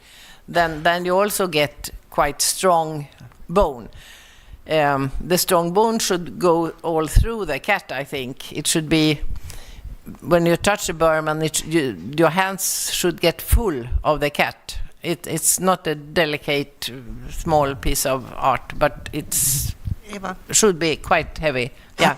I can tell you where I have picked or heard this heart shape. Yeah. Hanne-Sofie's name, 20 years ago. Hanne-Sofie? Yeah, Hanne-Sofie. Yeah. Yes. Rest her soul. She was using this all the time when I was a pupil and later as well. Yeah. So it's no doubt that we judge them differently when we get the same thing, different thing from breeders. Satu. I think please do something for this. Strong bone has nothing to do with the shape. Please. We tried and we will try again. We have asked for this for, I don't know, 20, 30 years and it's still there. So take it off. Yeah, if it doesn't matter, I would love to do it. It's absolutely crazy because it doesn't describe this beautiful cat in any way. Because the opposite is weak bone. Is it like an eggshell that you knock and then it is broken? Yeah. So and then it gets more delicate. But I totally agree. We should do something about this because the breed is difficult to judge, and this make it even more difficult than it could be. So this is ridiculous in my opinion. But the cheeks should be full, they should be roundish, slightly round forehead, nice smooth lines, no straight hard things, but in harmony. Shall we go to, do you have something more here on heads, or shall we go to... I think the harmony describes very well the head of our cats. It's really a harmonical cat. And then we can go on with the nose. Wait, there's somebody shaking the hand. Yes. Pia, Charles.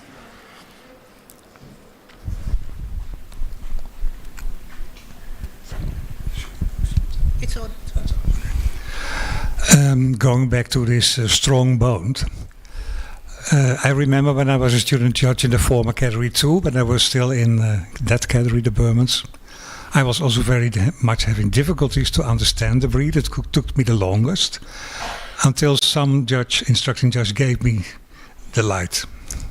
She said, remember, when the Burmans were first there was only the Persians. So what they did, when they wrote the Burman standard, they had the Persian standard there, and then they tried to describe how it should look in the Burman, comparing what they had in the Persian standard. So we have round and massive in the Persian standard, but they only took the strong boned as opposite to the massive, but they forgot to find an alternative for the round. The rest and of the it works everywhere. Also with the body, slightly long body. What is this? No, they didn't want the copy body from the Persian. So that's how these words came in. And by the way, if I might comment on the beauty of these cats until the older ages, the oldest cat I ever judged on a show was 19 years old. She was a Birman and she was gorgeous. Annette?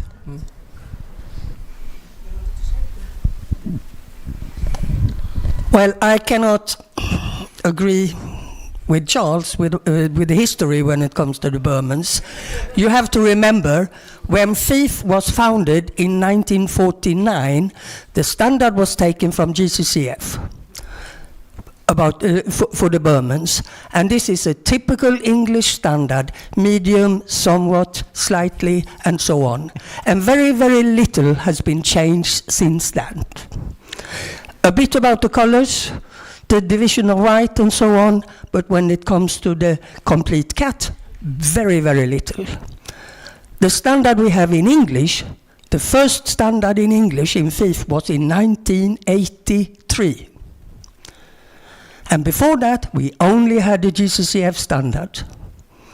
So this is a standard very, very old. And of course, it could be improved, yes. Absolutely. Absolutely. This is the only standard we have with somewhat, slightly, and so on and so on. Very typical English. Okay. Thank you. Yeah. Somebody else here, Pia? You have to raise your hand so Pia see you.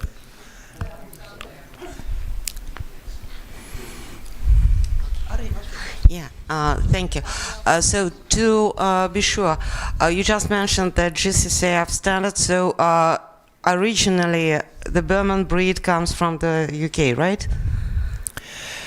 Annette. No? It was French. Yeah. Yeah. So, yeah. The original standard we have was taken from GCCF in 1949, and the Birman was one of the breeds, the original breeds or whatever we call it, that we had in FIFe. Yeah. Not so many, I think we had approximately 6 or 7 breeds when FIFe was founded, and the Sacred Birman was amongst these cats. Yeah, and those days they also competed with, we only had long hair and short hair at the shows, and they competed with the long hair. You know why I decided to ask about it? Yeah, but they competed together with the long-haired, with the Persians, yeah. Why I actually decided to ask about it? It's very common for natural breeds, for example, like Siberians or Norway forest, that the breed deviates from what it was in the country of origin, yeah? And I believe that a similar situation happens to the country in which breed was originally formed. That's why I think that once, for example, it moved out of France, it could be deviated from the original type. And that's why I'm asking, because I've been judging Birmans all across the Europe, and you know that the phenotypes, though they all fall under the standard, they can be different on the south of Europe and, for example, in Scandinavia. And still they are winter cats, and all of them are extremely impressive and extremely bright. So how do you see this situation? I have some pictures later in the presentation for cat born in the 60s, 70s, 80s, 19, etc. So you will see if you see the difference. Yeah. Okay, we went to the nose. Yes. Small detail, but also often mention we have different thoughts about this. Exactly. So you see the description that we have in the standard with this slight indentation. But you see at the end, Roman nose is not mentioned in the standard, but when I start to be pupil and to be breeder, Roman nose was a must. I don't know, maybe because I also have it, but but I remember many of you, because I studied with many of you, especially in the south of Europe, say that the Roman nose must be there.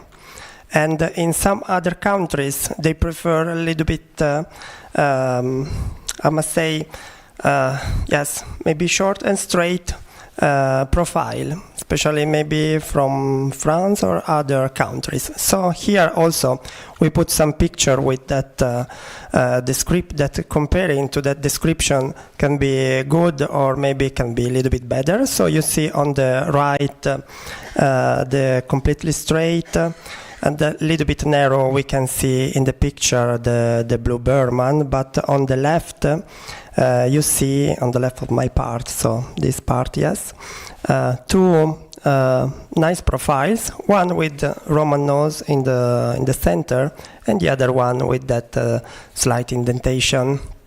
So also in that part we have some different ideas also in breeding as well, and probably also in judging. So some prefer this Roman nose, some cats and some bloodlines, they have it, some not anymore.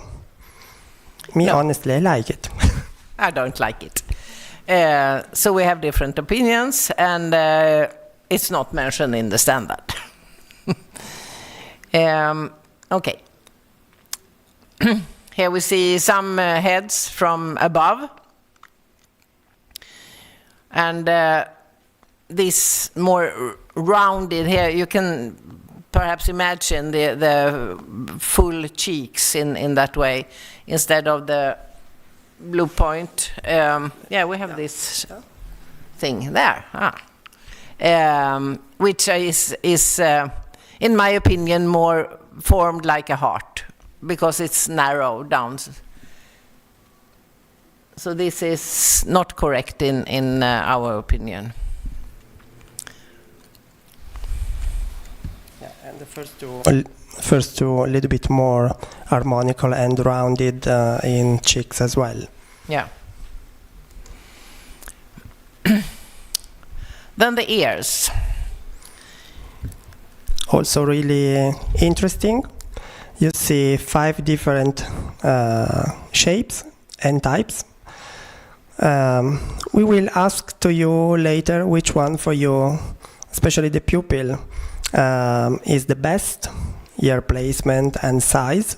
You see some little bit pointed, some really, really small, some harmonical with the develop of the head. So take maybe 2 minutes to take a look of these 5 pictures. So we will ask later which one for you is the best and the most harmonical. Why not now? Or now? Now, yes. If they are brave, we can do that. Who wants this one? This one? This one? This one? We had yes on some there, yeah, okay. And this one?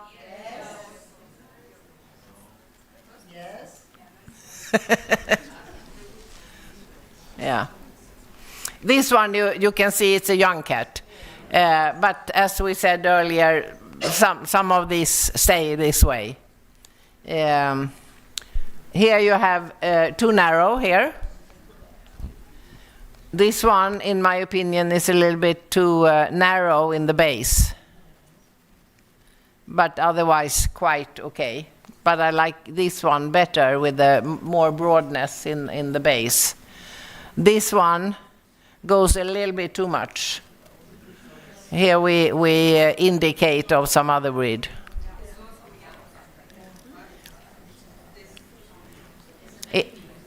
It should be broad up here, but not this broad, because the ears fall down. Yeah.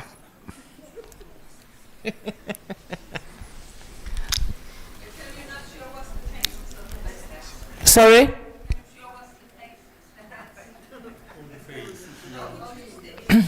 No, this is only the ears.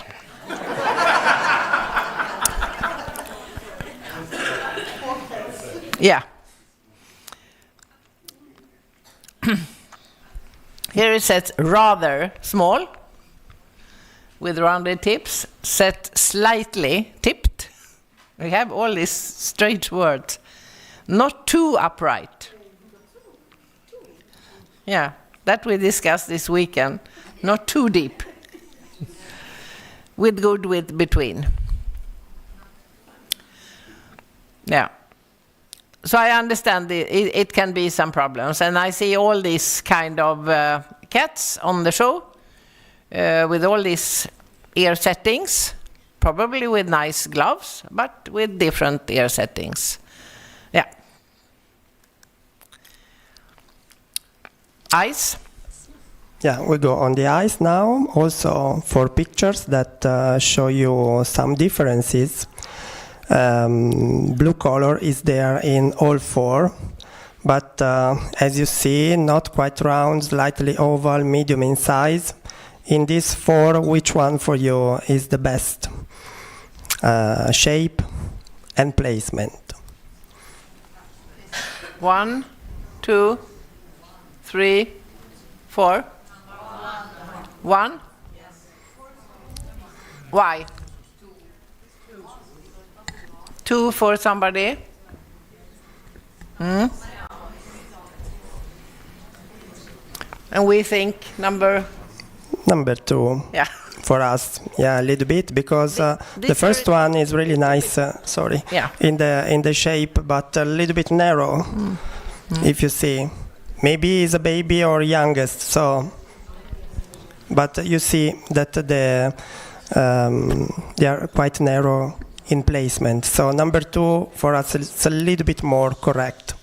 Number 3 it's a bit more slender, and number 4 quite rounded.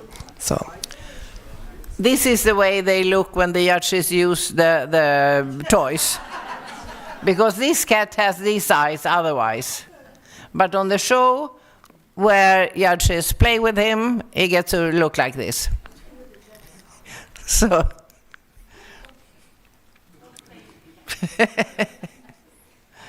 okay. We have made some changes in the standard 2023 that came in order from 2024, and that was a Danish suggestion proposal to take out the faults which said pure white or colored patches on the chest or the belly. And we also removed false precluding certificate for a white patch on the genitals and white patch on the scrotal sac. And why did we do this?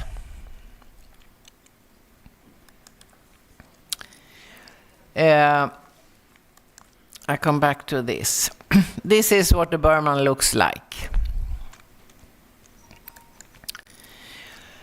We made, I don't remember when it was, probably 20 years ago something. We took photos of like 400 Birmans. Some we put in a dark room without any flash or electric light. Some we took in a dark room with ultraviolet light to check the body. All these cats that we looked at had white on the stomach. In some cases it was difficult to see it because it was a lilac female, perhaps, very pale in her body color.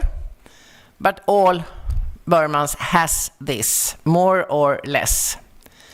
The picture under each of these long ones is the cat seen as in front.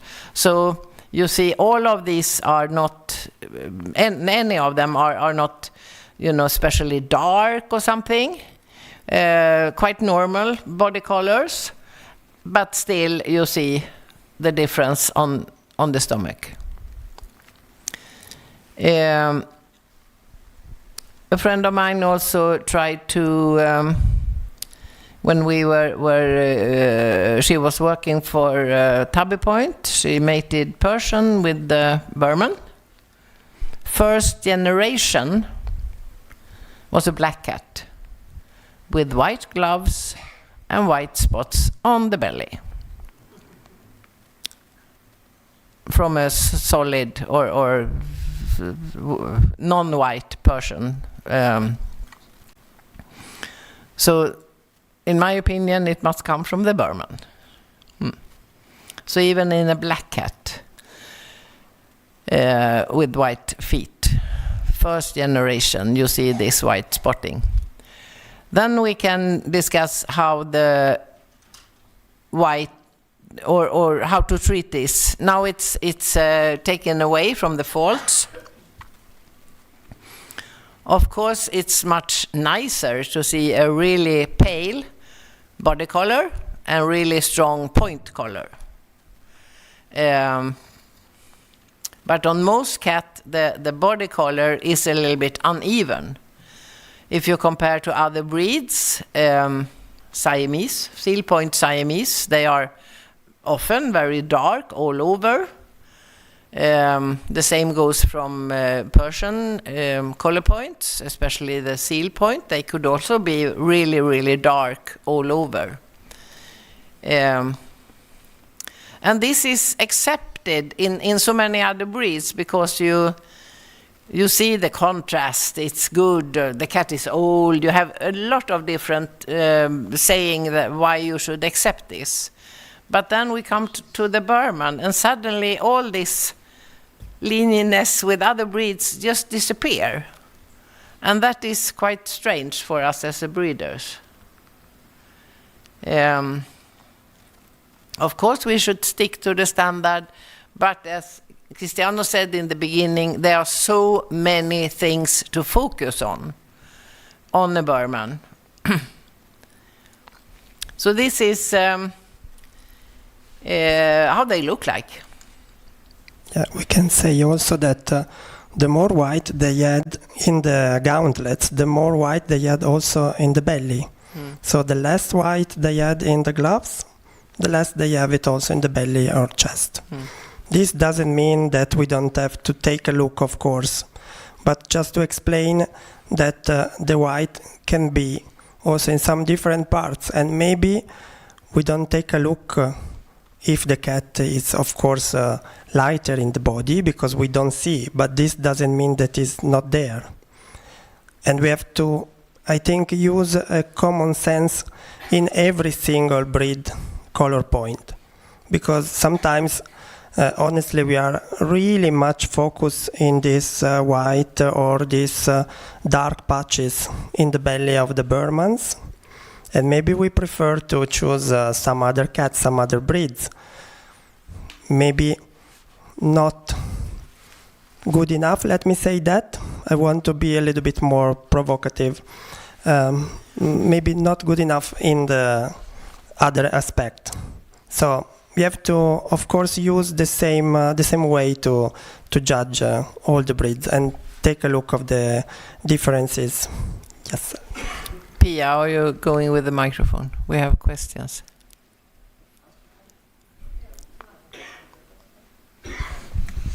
I think Birman breeders have made a very fantastic work comparing all the pointed cats. The best contrast is absolutely on the Birmans.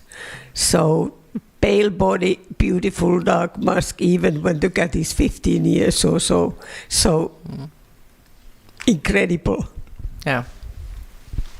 Laura? Should it be more clear in the standard then that this white is really allowed here? Because when every cat have it, that's why we removed it it from the proposal of Denmark from a fold.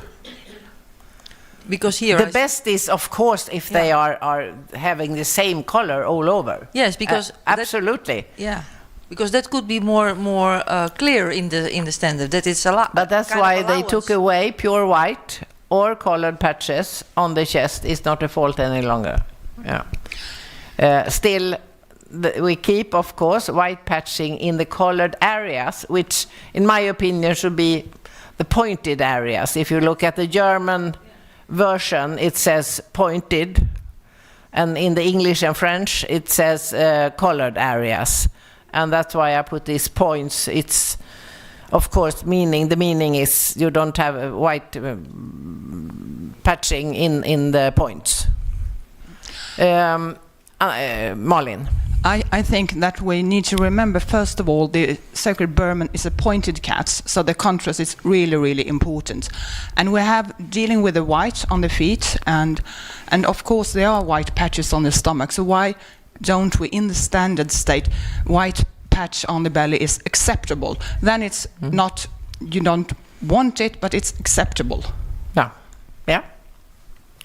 Why not? We need to change a lot more than we have already done.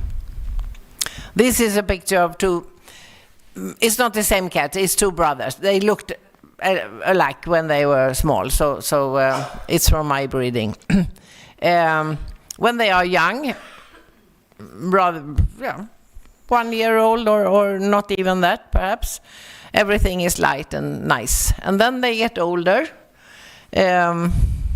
They lose some undercoat in some seasons. Then they get darker on the body. If they live outside more, they get darker, as all pointed cats. And then you see this white.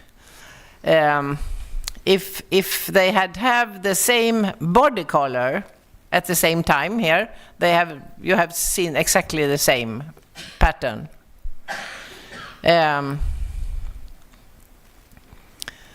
So in my opinion, if you should punish something, if you must punish something, then punish it's an uneven body color instead of a very nice body color. But don't go for the white patches, because it's there, even you want it or not, more or less. But when you see it in this, I can accept that it's a little bit too much differences in the body color. But that is, as we said in the beginning, only a small part of the Birman. Then they should have this strong bone in the head. It should have white gloves, it should have ear settings, etc., eye color. Pia? Yes, returning to this mention that it should be mentioned, should be in the standard, because we have a fault in colors in general part, telling that all white spots not mentioned in the standard are a fault, and that's why. And also dark spots on the yes. So this should be added. This should have been changed when we accepted the Danish proposal. We should also have changed it in the or added something or looked in the general parts, because if something is not mentioned in the breed standard, you look at general parts. So we missed that. So we need to do it again. Yeah. And after this seminar, perhaps something more that could explain things a little bit better. So it's very nice if we get the feedback from judges, what it's difficult, what do you see, what did you want, and then we talk, of course, with the breeders and try to get something done about this.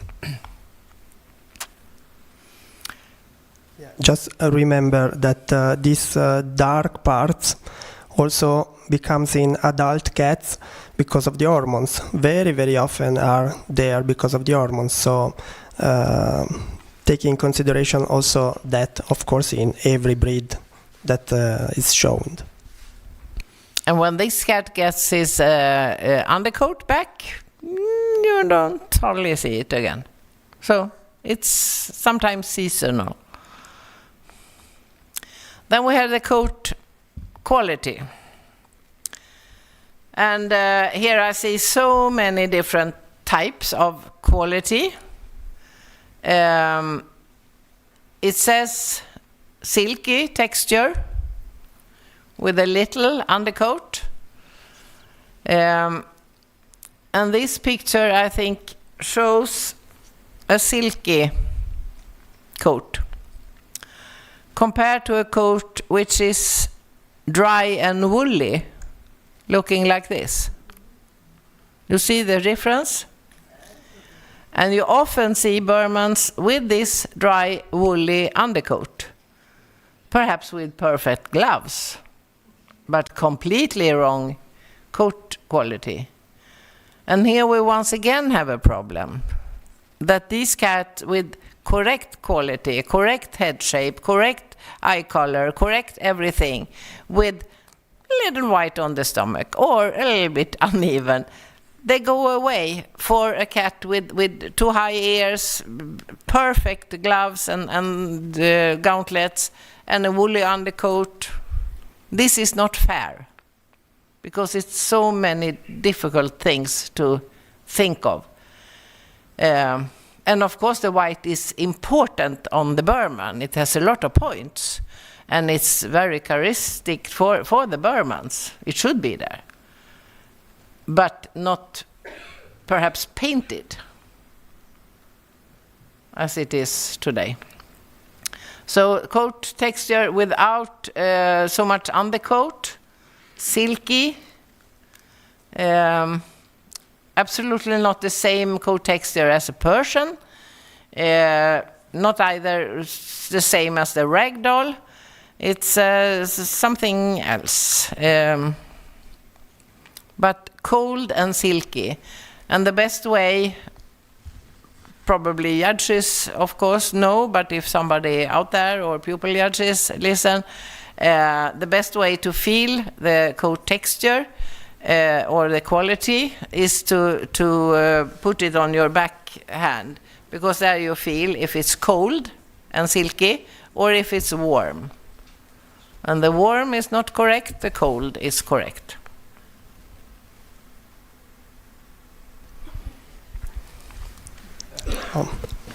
Question, sorry. Yeah, no, I have the mic. May I make a question too? Yeah. Yeah. About your point on the white. I was taught that way, maybe by Cristiano and some other colleagues, Birman breeders. But I also know that there are some colleagues or some breeders that still would they prefer to be a bit stricter on the amount of white. Is this still true? What is your opinion about that? Because obviously we are talking about two sides of the same medal, and it's right to give the voice to the two sides. Of course, of course. In my opinion, you build the house first and then you paint it. So the type is the most important. The things that is really, as it says in the standard, unique morphology, I translate it to short, longish, medium. To get these things together is unique. And to put this white, and white is, as everybody knows, uncolored pigment. It's very difficult to determine exactly where it shall end. And when you have a description on the gauntlets saying it should be 2/3 of the back hind legs, ending up in a V. If you had put something like that in the Persian standard or the British standard with the black and white bicolor, they should all have a necklace, and they should all have a star in white on the back with 4 different. Yeah, we have approximately the same difficulties. We looked at these corin cats with a lot of strange colors. The breeder don't even know, perhaps always, what color they have. The judges even less. This is really problematic. Here we judge the breed, very nice British, masculine, very whatever, everything. The color, I have no clue what color it is, but I give the certificate. Why are we so lenient in this type of breeds when we are not in? It's only the Birman that is picked out and judged so hard on this thing. We changed the standard for ragdolls, thank God. And hopefully it will be a little bit better that the judges come and be a little bit more strict on the ragdoll standard as well of the white. But for so many years, not many of the judges, I don't know if they just give a shit about it or if they didn't know exactly how to interpret it, but you saw ragdolls with absolutely complete faults in the white. But this is so obvious with the Birman. It's so easy to see the gloves and the gauntlets. So it's so easy to pick this. But I would love to see everybody pick the best cat in type and coat quality. We had... Thank you. Satu, please. Yes.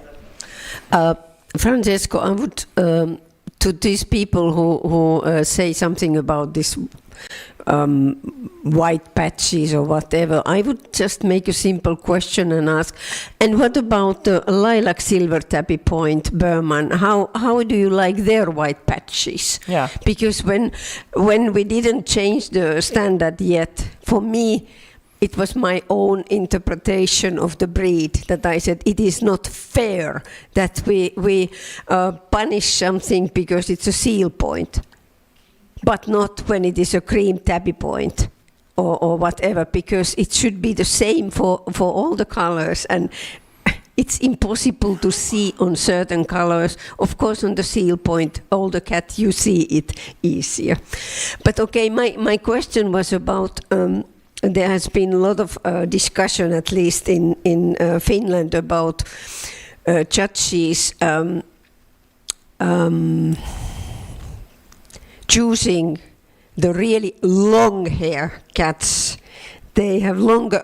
Sometimes judges like the coat on some Birmans is longer than on the Persians even. So please put a little bit. But then you on don't this. get this silky texture, because then you get the Persian texture. I know. But I think or the length a is very woolly cat with a lot of coats.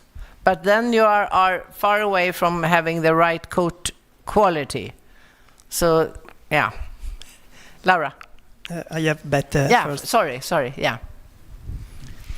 I think one step towards modifying a bit the look we have on the points and how much we nitpick. If you simply took the points for white and put it into one lump sum, because then it would be easier to be lenient when you don't have to. It's too specific. Yeah. Yes. Yeah. But the Persian, you have 20 points for color. It's perfect. You can decide for yourself which part of the color you want to give the 20 points. You could do the same with the Birman, and that would make life a lot easier. We tried, yeah. We can try again. Yeah, I can? Yeah, good. Laura? For me, I like very much the Birman, so I really want to have a Birman on the stage if they are good. And I was educated with type first. But for me, it's very difficult, and I punish the same. If a British with so many points for color, I punish a British the same. But for me, it's very complicated when I have a beautiful Birman with huge white here, which I see, and I have a cat who is good, but absolutely correct. I take still that one, although I love this one. So I think something have to change to make it more clear. Yeah. And the white, you see, if the body color is a little bit too dark, then you can say it's uneven body color or whatever. It's too dark. But this is a problem. Yeah, and about the white, we talked with Francesco. I'm not a big fan of the symmetry, honestly. because it's really difficult to have it. It's important to have the white in all socks, of course, but honestly I'm not a big fan of the symmetry, because it's almost impossible to find Birman with really painted. We have it some, but honestly I'm not a big fan of that. So we are just also asking to you to pay attention of many different things, maybe because you can also help us to change something, and also to help the Breed Council and the Commission. So we are just focused on those details for that reason, because it's really important to change something now, and we have to do it in a good way. So thank you very much also for the question that you are doing now. And we go a little bit back now to the past. We have some nice picture that Eva... They are a little bit small. I couldn't, because they are taken from one page, I couldn't split them. But it's... I can't even see them. You want this? This one. This one is from 1968. It's a Persian Sacred Birman hybrid, 4th generation. This is 77, hybrid 7th generation. And you see the inbreeding is over 30%, mostly 30. Next one is 79, hybrid in 6th generation, inbred almost 40%. This was Cat of the Year in Sweden, 1979, competing with the Persians. 84, 87, 88, 88, 91, 99, 99, 2002, and 2003. Any one of these could be on the show today. So the type hasn't really changed that much. Of course, there are individuals that are better or worse or whatever. But you see also in the beginning it was quite high inbreeding. And here we have 0 inbreeding. So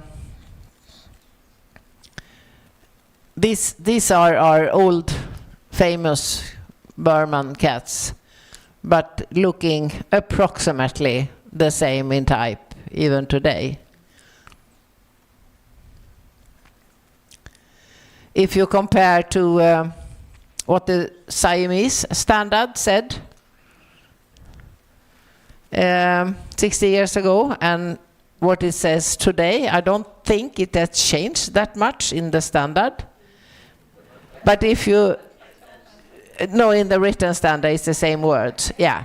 But the type is probably not looking the same 60 years later. But you didn't even change the standard. How on earth should we do something to change our standard? You understand? When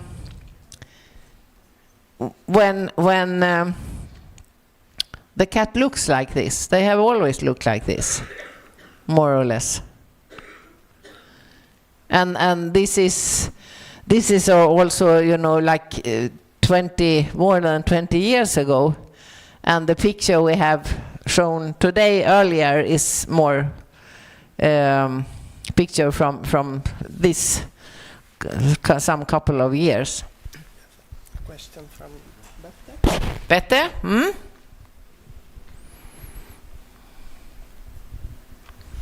You might argue that with such a coherence between the types over so many years, that the standard, even though it's not specific, has even worked, because we haven't managed to ruin the breed. So that's one good point. Yeah. And we need to make sure that we don't change it in a way that would actually start to push the breed in a different direction. Yeah. So even if it says strong bone, the cats look alike. Yeah, perhaps this is the unique morphology of the breed. Yeah. And now it's time for you. So we put 4 different pictures, and we ask to you which breed is in every single picture. So think a We little choose bit. something with the same point color, all pointed ones. And in my opinion, none of them is a super for their breed. And this shows also the difficulties when you get cats that are medium in type or quite good or whatever, if they don't have this. And it also, we did something similar with the Siberian, the Norwegian and Maine Coon. If people don't breed according to the standard, it's difficult. They just merge together and get something in between. But can I have the answer now? What is this breed, number 1?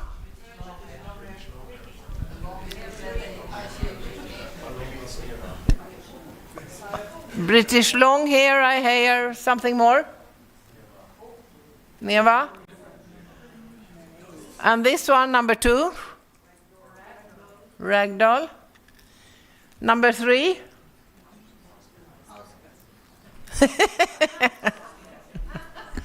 Yeah, I haven't checked the pedigree, but... and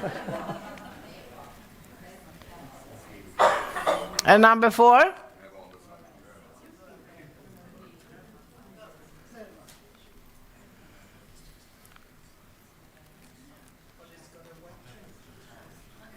No, it's tabby light. Tabby light. This is a British long hair. No, this one. Sorry.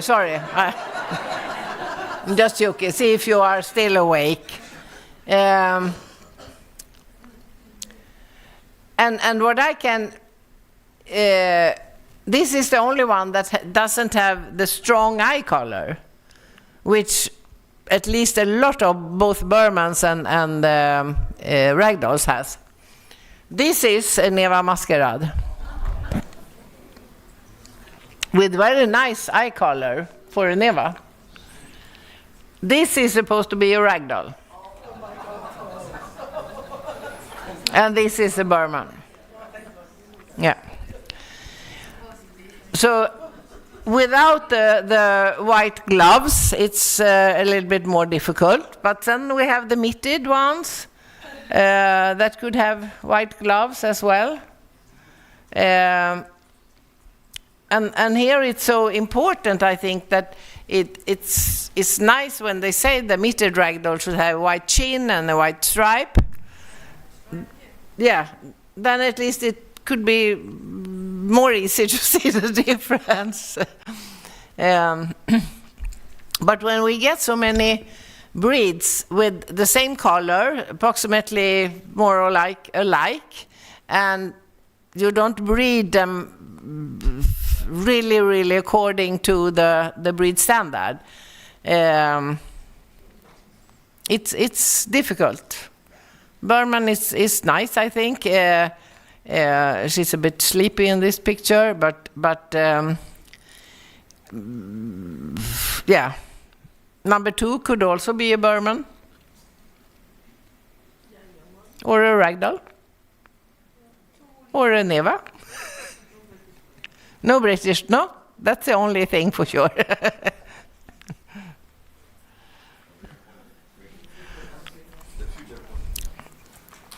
So it's difficult when we have so many breeds looking more or less the same. Then we need to stick to do the type. And if one only focus on white feet on one of these breeds, you lose the type. Yeah.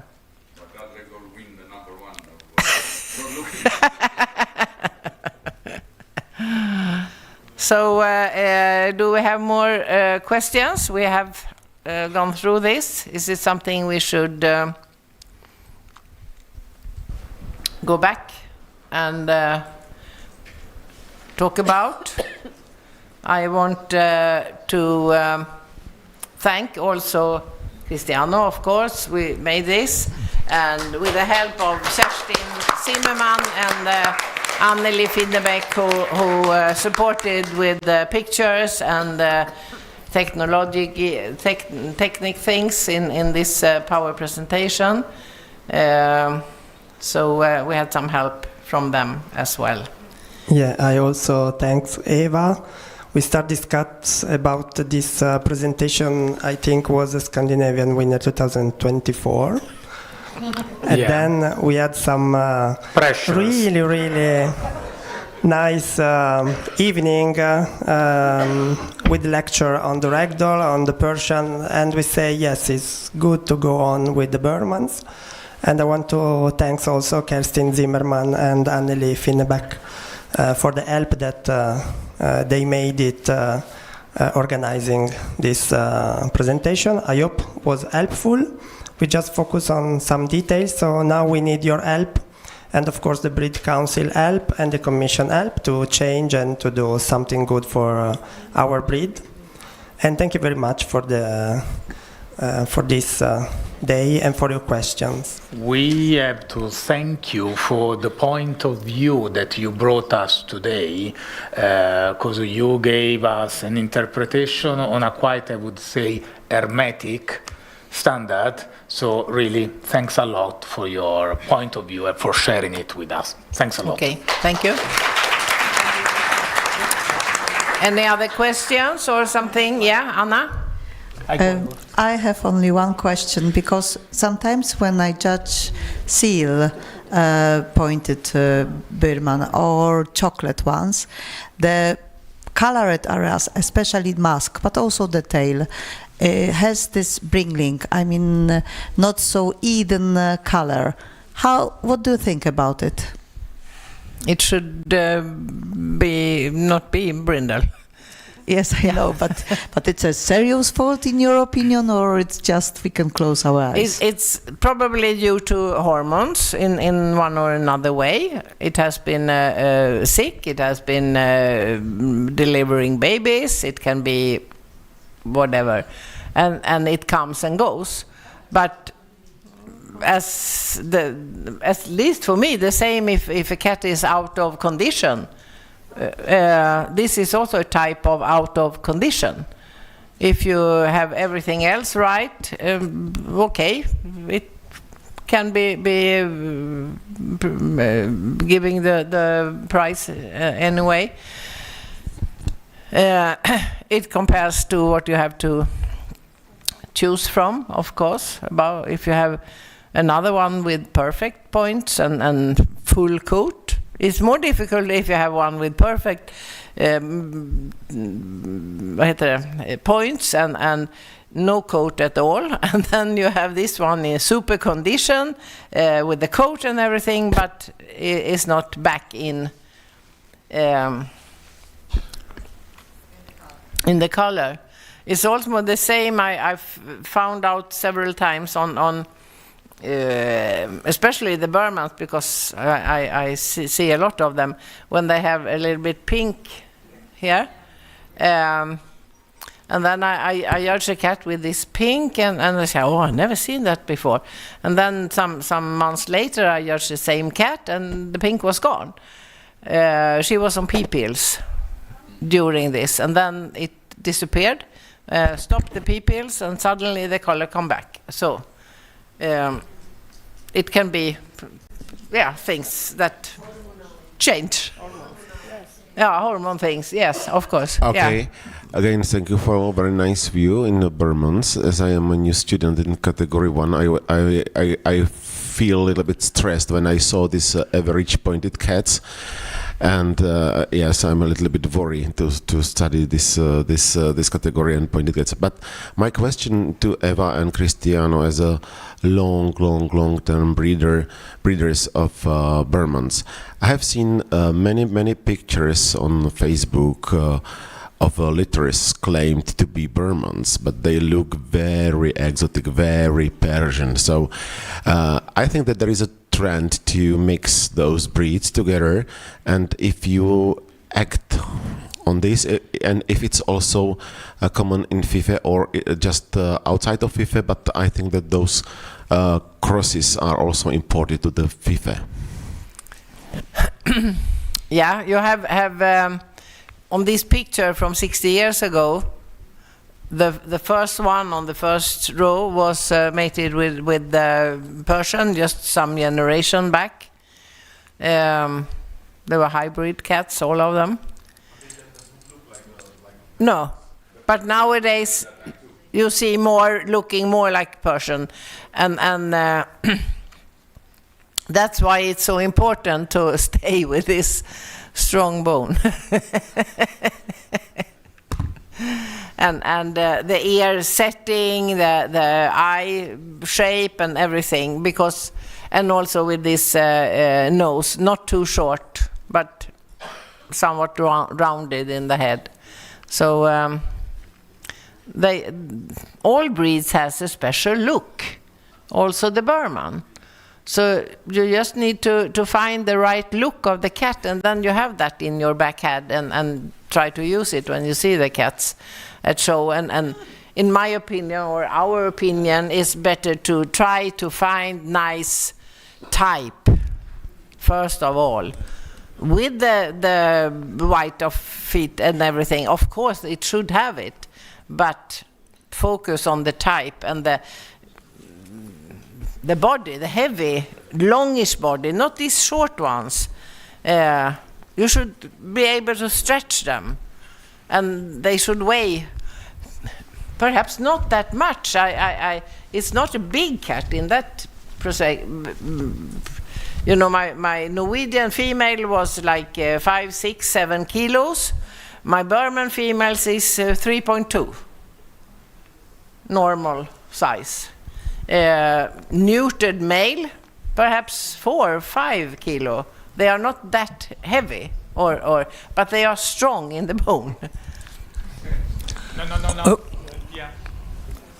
Okay, Annette. Okay, thank you. First of all, about the Persian in the Birman pedigrees, this was because the gene pool was too small, and therefore they had a special permission to use the Persians.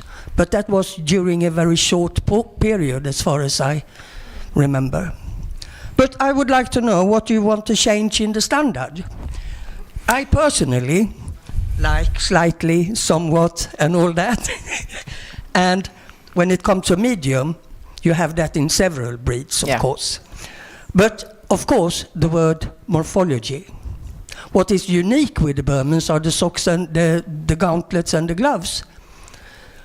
That is more unique, but the morphology is not unique in any way, because we have several breeds with more or less the same kind of body. And that is about the form and the structure of the body, morphology, I mean. Yeah, so, but what do you want to change? The description, so that everybody understands how they should look like. It's a good start. It shouldn't be any question mark what is how the head should look like. It's not heart-shaped. It's not, you know, long or yeah, it's with the cheekbones. You have to have this rounded head with so it's difficult. It's medium. But the thing I think is unique with the morphology, it's you have a rather shorter rounded head, you had a longish body, and you had a medium long tail. To put, yeah, still strong, but put these things together, and I don't have any other breed I can remember that have these differences to put together. They usually are medium, medium, medium, or short, short, short, or long, long, long, or. But all this, but I'm not a judge in exactly every breed, of course. I can't remember all the breed standard by heart. We had Sato, yeah? Last weekend, one of my friends, a Burman breeder, came to me showing a kitten. And the judge has said, this cat has too long tail. And I was kind of shocked because for me, Birmans have, most of them have almost Persian tails, far too short. So to a young animal, having a long tail, I think that is the super fine thing, because then it will be really the perfect when the cat is adult. Yeah. But then about these outcrosses, in Finland we have one of my friends, she has been working with this program. She used Siberian as an outcross because of the FIFe and other problems when you have too small gene pool, and she has got really good results. So what I about think the we really coat texture? Okay, absolutely no problem. Now she's already, I think, 4th generation, so absolutely no problem. But there you don't get this too short, too Persian type, but no, much better. So I think we have to encourage people to do the work really when they know what they are doing, not just mixing. Yeah, thank you. I do have a small question. When judging Burmans, I'm so happy that I am back in category 1, and Burman is one of my favorite breeds. But the different colors, of those, the traditional seal points, solid colors are really typical. But often we see the tabby cats that have longer muscle and little bit different shape of the head. So this is something that we need to notice. It's probably because of the breeding, the lines, which animal you use. We have some breeders that have used also Persian for making tabby cats. And came out with really good result. I think it was 4 or 5th generation was cat of the year. So as a Burman, so you can manage with some breeds. But once again, some people and some breeders, some judges, focus on the white and that kind of things, and some other focus on something else.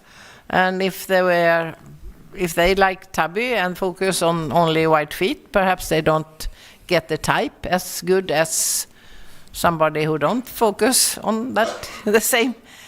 So this is so different. What kind of lines? And when you have bred a lot, sometimes you can see in the, of course you can do it on all breeds, you can see from where come this cat, from which breeder, from which lines are these cats. And it was even more easy, I think, some years ago, before everybody started to protect themselves and put restrictions on everything and never lend out any mails or didn't do anything to share with other breeders. Then this disappears a little bit. You can't see that this come from that breeder or so because it's more restrictions nowadays, which I don't like either. Okay, thanks once again. 10 minutes of pause for our fast pit stop. I think somebody needs it. So we will be back here 3:35, 2:35 Central European time, and with the latest lecture. Thank you.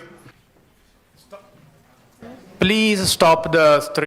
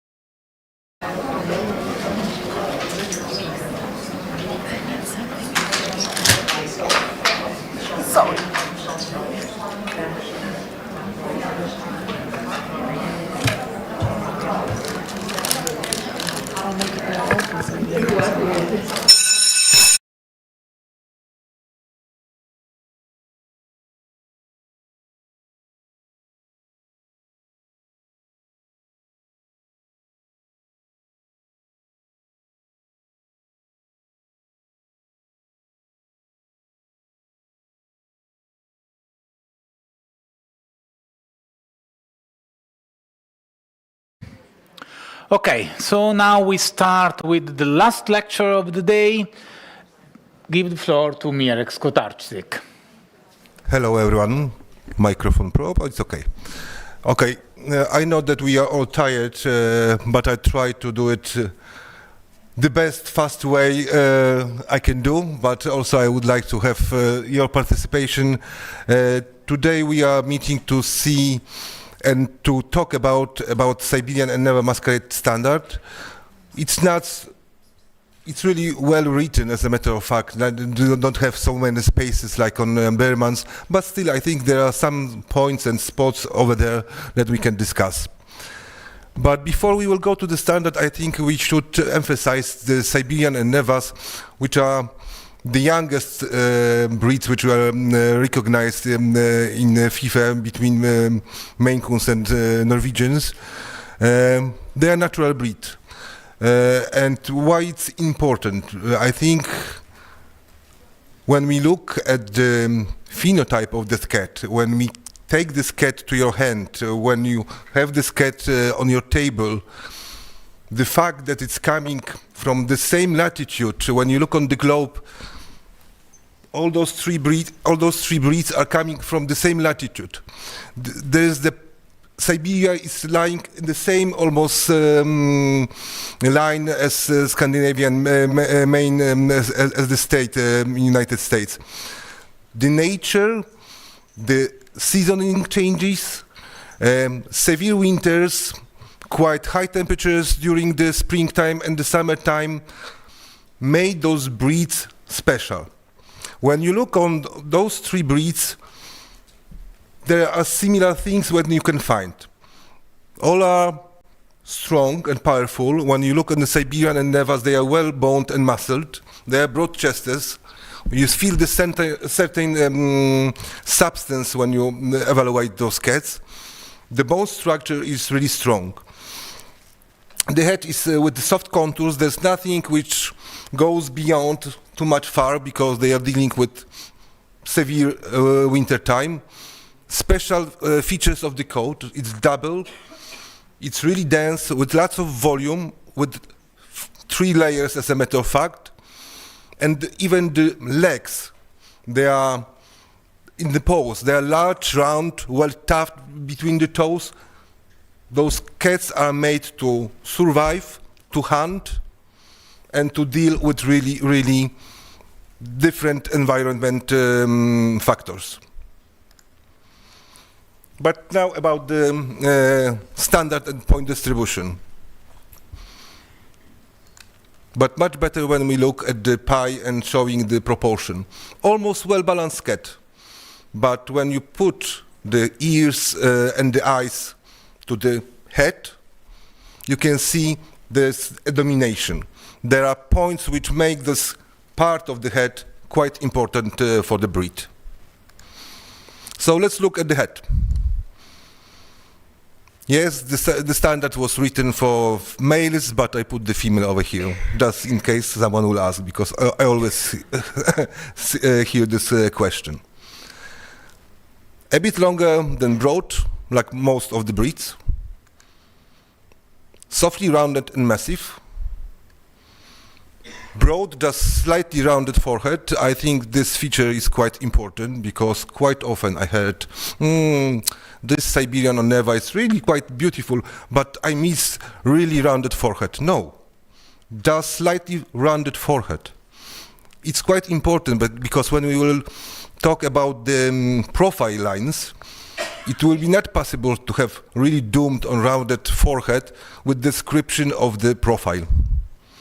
Well-developed cheekbones and broad medium-length nose.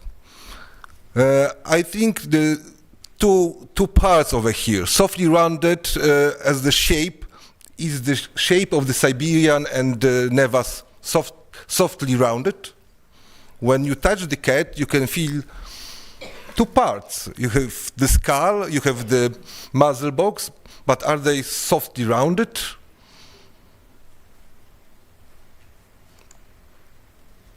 We have well-developed cheekbones, we have well-developed muzzle. Maybe we are talking about broad modified wedge with rounded contours or broad modified wedge with soft contours.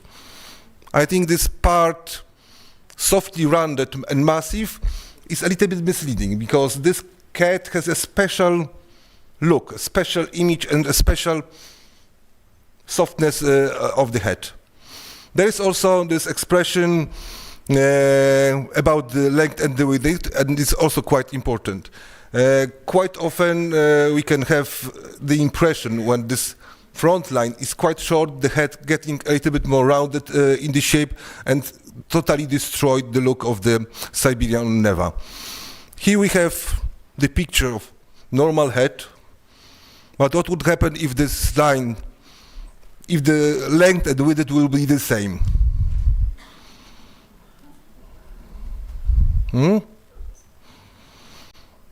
It's massive and rounded, but I think we lost something.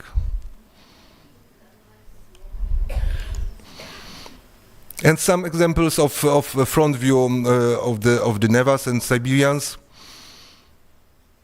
Soft contours, well-developed cheekbones, really nice broadness and the muzzle.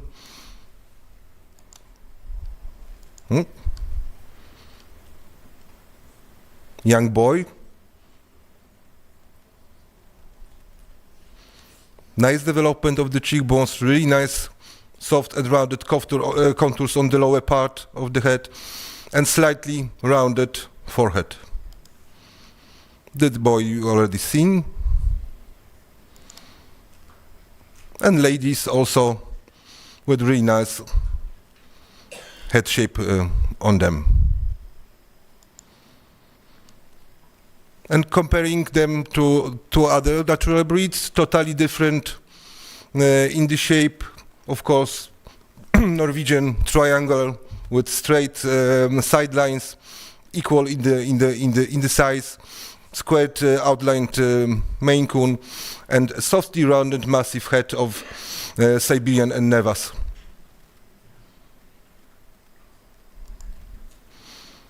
And the profile. Medium length of the nose, broad, slight indentation but without stop. How can we have slight indentation and the stop at the same time? If we have slight indentation, the stop is not possible, probably, because we can't change the direction of the nose line and the other line, because we have soft indentation or slight indentation. Broad forehead, just slightly rounded, and chin slightly slanting back in profile, creating a curve from the upper line of the nose. And that part I think is quite interesting because slanting chin doesn't mean there's no chin. The chin should have proper depth, shouldn't be like on the shark, because this breed should eat. So should have both of the jaws well developed. This cat was, and kill, exactly. Eat means also kill in the natural environment. So the slanted chin for me is slightly receded or rounded also in the shape. The line is not so strong like on other breeds, but still the chin is over there. Just this line is a little bit curved, running to the chest. And also it should fit this description about the head when the contours are rounded and soft in the transitions. And some examples of the chins, quite strong over here, but still it's slanting. The line is decreasing. On the runner also you can see the chin, but it's a little bit more curved, a little bit more roundish in the shape. On that boy also. And even here, you see massive head with soft contours, and that lower part still roundish in the shape, but a little bit declining in the line with proper depth of the chin.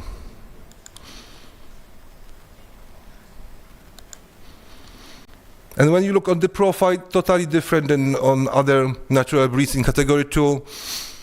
Straight profiles on Norwegians,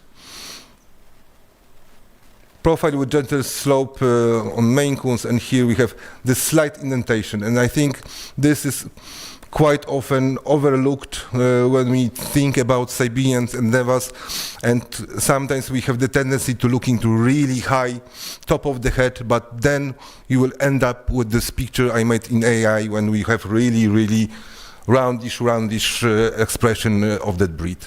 That also totally destroys the look of this cat, because they have really nice expression, even though it's not mentioned in the standard, but we will talk about it in a few seconds. Eyes. 10 points in Siberian, of course, we have shape and placement, and Nevas also the color. Of course, it is a Siamese pointed cat, so the blue, the more intense, the better. Eyes should be large, slightly oval shaped, a bit oblique, set widely apart, and the color I already said. And what's a bit oblique? Because on Norwegian we had oblique setting. I think it's all about the angle, the axis, and the way the eye is slanted toward the horizontal position. We have Norwegian forest cat on the right, and here the Neva. You can see the angle when the corners of the eye are set is a little bit different, and also it changed a little bit more of expression of those two breeds.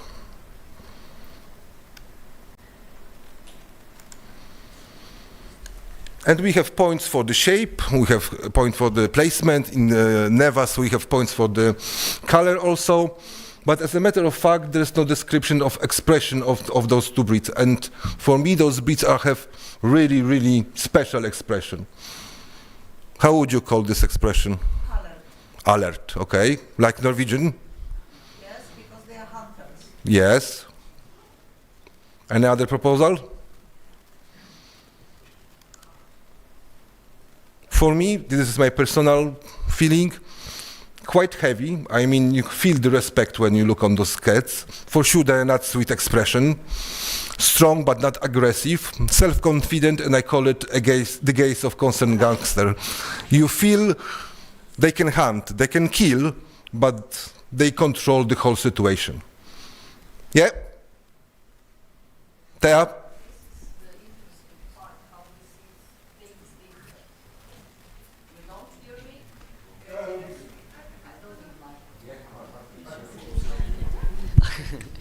I said this is really interesting sometimes to think about how we see different things differently.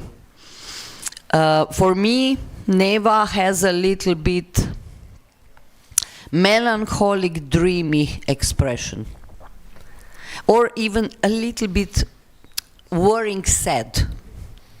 I don't see their alert, attent. Really not. I see them much more soft, dreamy, nice. But worried. you are talking about Nevas. Not Nevas. Sacred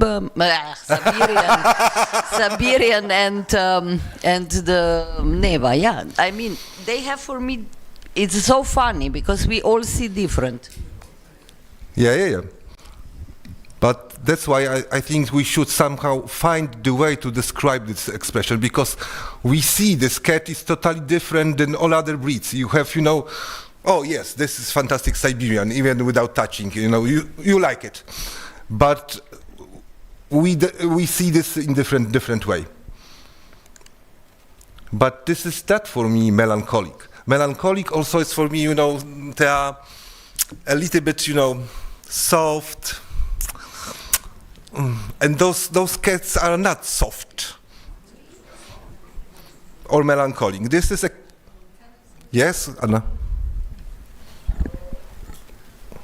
but this situation is really boring for this cat.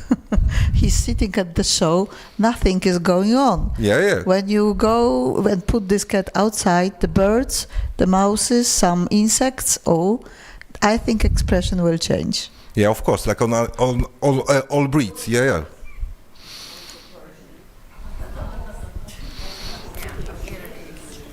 Yeah. I know I can do something, but I'm self-confident, so just look at me. But here, as I said, on kittens or special colors, you have a little bit softer, a little bit feminine look, of course. Also, I think the eye color changed expression a lot. Totally different expression you will have on the green eyes, on the black background, or on nevas when you have white face and color not so perfect. It's also totally different with the look. But still the eyes are oval, large, with slight oblique setting.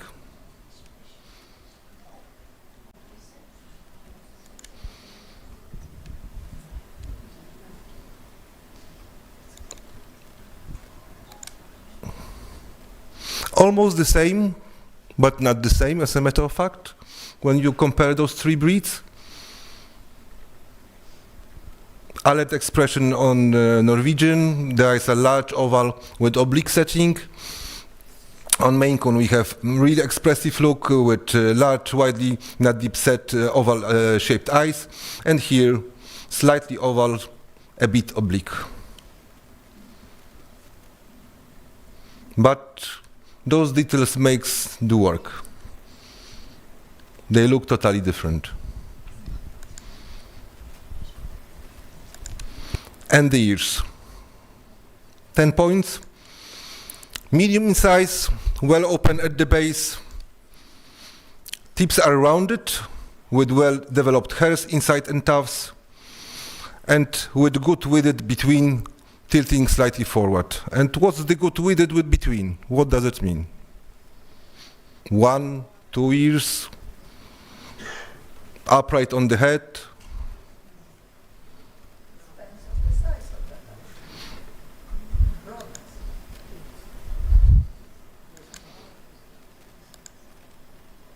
Maybe something like this. You agree or not?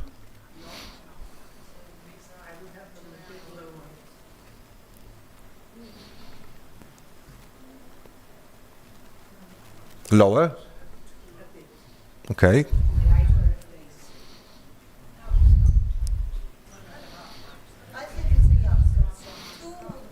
2? Okay. But you see this good width between some kind of expression that make you think that the ears are out of the lines of the head, but how far? Again, it's a little bit taste of us. For me, when they are a little bit too low, the eyes are also going a little bit low, and you have this set expression. So. I see a sad expression anyway. No, I'm not talking about the drawing.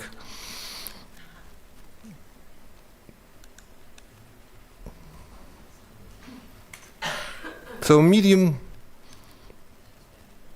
well apart on the head, with round tipped, and also quite often we see Siberian and Nevas with really small ears, and that totally change the face of those cats. They are getting much more rounded, and the look is totally destroyed. Medium means medium, and of course we don't want those large ears.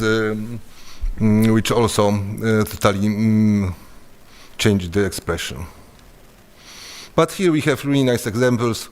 They are medium, really nice broadness at the base with round tipped and nice inner hairs going out.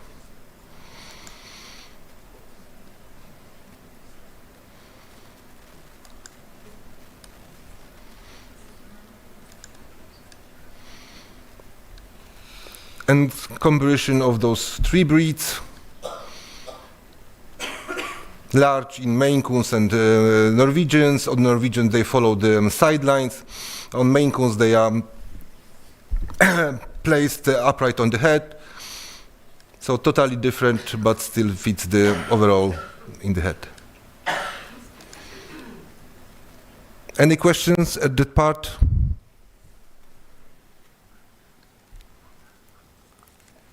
Anne?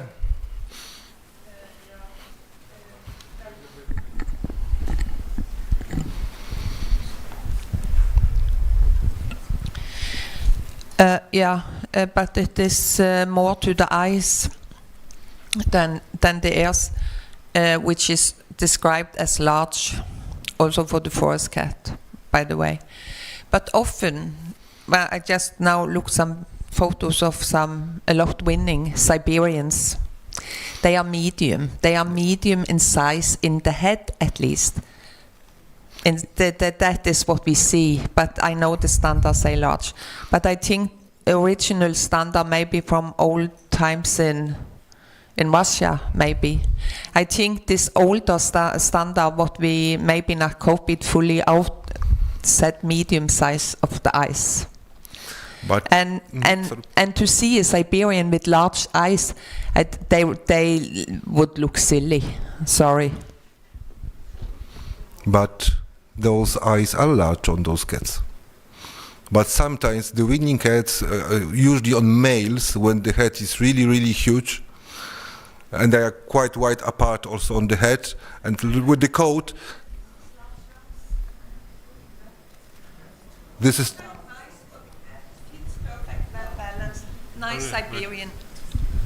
I not agree that they are large, but they fit. They are well balanced. It's a beautiful Siberian look. Yeah. Any other questions?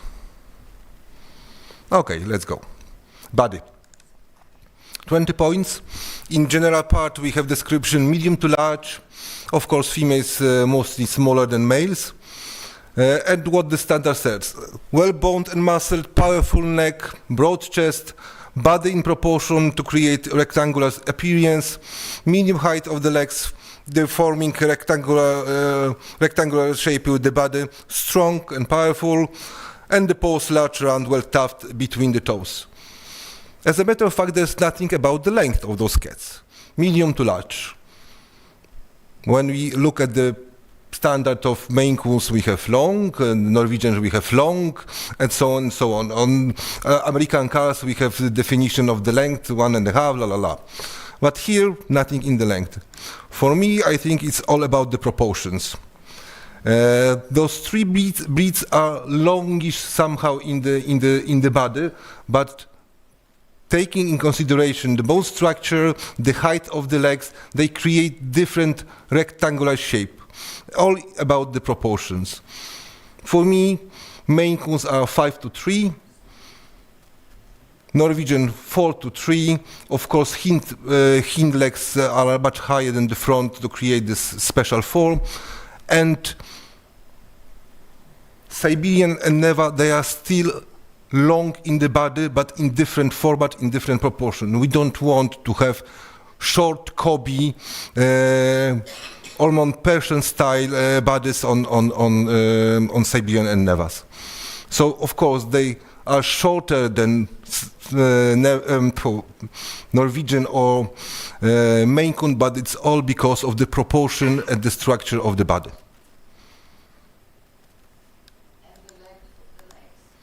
They are, sorry? Yes, the height of the legs. That's why we are talking about the proportion, about the height and the length of the body. So for me, Siberian are 3:2, 5:4 for Norwegian, and 5:3 in a Maine Coon breed. But they are still, there's no cobbiness.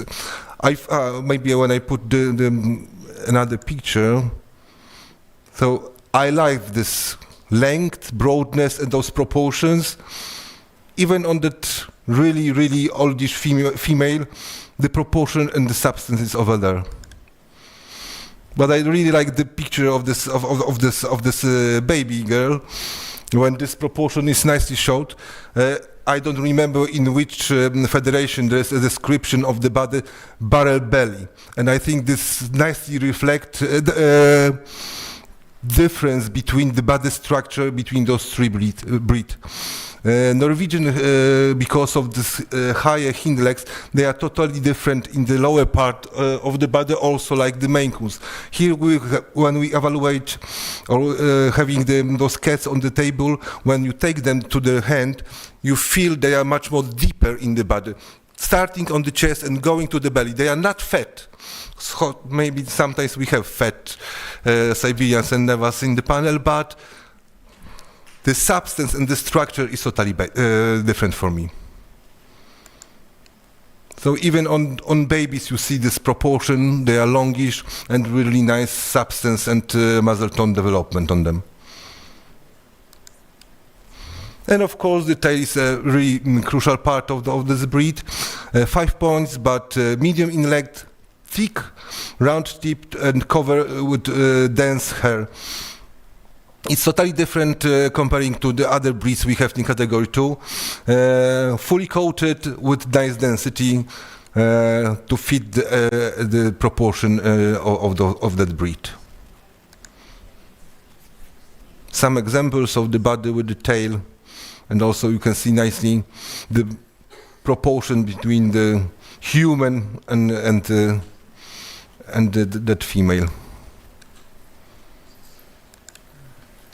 And coat, which is really important, 20 points. Semi-long, well-developed, we want to have a lot of density, a lot of volume. It shouldn't lay along the body. We want to have a lot of coat standing out from the body. I think we are losing nowadays this quality. The coat is getting much more longer. Really, especially on some of the nevas, on some of the lines, you can see the really long hairs without any texture, which should be really specific in the touch, hard, a little bit harder, and also we are losing density in the volume. The coat is getting much more thinner and without any substance and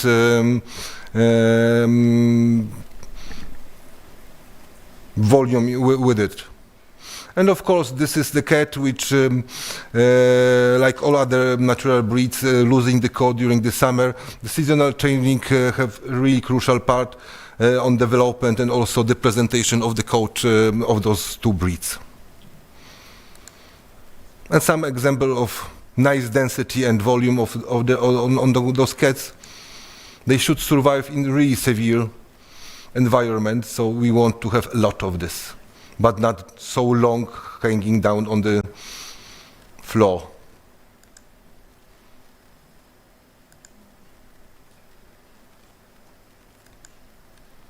And of course, those cats are judged in the color groups. All color accepted. Now we have also corin over here, except pointed patterns, chocolate, lilac, and cinnamon and fawn. 9 color groups without white and with white. I also indicated now with the stars where the corin variants can be found. I will please send me the email. I will send you the presentations on. You don't have to draw or write over now. And of course, ninth group with white. On Nevas, Siamese pointed cat without chocolate, lilac, cinnamon, fawn varieties, all amount of the white, and 6 color groups. And in 4 color groups we will find corin nowadays. And of course, special thanks to fantastic photographers who supported me with beautiful pictures. Any questions? It was a bit fast at the end. I told you to slow down. I just want to know if there is any student. But I'm looking at those faces also. Yeah, I know. I just want to know if any of you, mostly if there is any student in category 2 who wants to watch something else a bit slowly, like the groups or anything, or you are fine. It looks that you are fine. Right? No, that's Brigitta. I told you that somebody was coming. It's not like looking to the color groups because I think, yeah, that's lovely. The most important thing, what I really would like to ask you, to get all the presentations in PDF, what you showed us today, especially for students in category 1 and 2. This is a dream day, you know, to be today here. But maybe just if any chance, Mirek, you have any pictures of nevas in golden, that would be very interesting to see if maybe if you don't have this in presentation, but maybe it was sent to you, because neva in golden. I have. Yeah, so if you please write to me, I will support you with golden and all, even with the corin variant. Corin, yeah, super. Thank you so much. Stephen, please. Yeah, just a small thing. With regard to the size of these breeds, I know that in the eyes of a number of judges that the Siberian competes directly with the forest cat and the Maine Coon with regard to size. This is not correct. The Siberian Neva is a smaller cat than the forest cat and the and especially I noticed this in the Nevers, where we're getting these horses on the judging table, and certain judges are getting very impressed by this, and this is, in my eyes, not correct. Yes, thank you, Theon.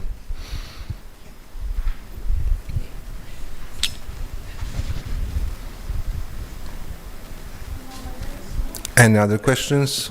Any other? No. So Charles, Annette, I don't want to one of you here. Usually it was Charles. Charles? Charles? It's me. Hello. Do you want to say something in closing? Usually the General Secretary says something. You were not ready to say something? Yeah. Raise it on the floor. But if this is about the end of the seminar, I would like to thank you very much, of course, the Judges and Standard Commission. And please, before leaving the room, sign again for going out, and then you will be on the list to get your certificate. Okay. Before we go, Thea, is it something for everybody? Yes. You are still online, yeah? Remember it. Yes. I just want to thank you personally. Because I think you made really good presentations today. Even me as a senior judge now, I must say I have really enjoyed it. I will not say I learned so much more than I know already, but it was really good, and I also like very much that you used really good photo material, because I think sometimes the pictures say more than any word. And people struggle with the interpretation of standard. When you have a good picture, it's fantastic. So really thank you for your work. Thank you, Thea. As you know, this is the first seminar of this brand new group. So sorry if something was not as you expected. We try to keep it easy and fast and soft. So thanks a lot to everybody for attending this GA seminar. Thanks a lot.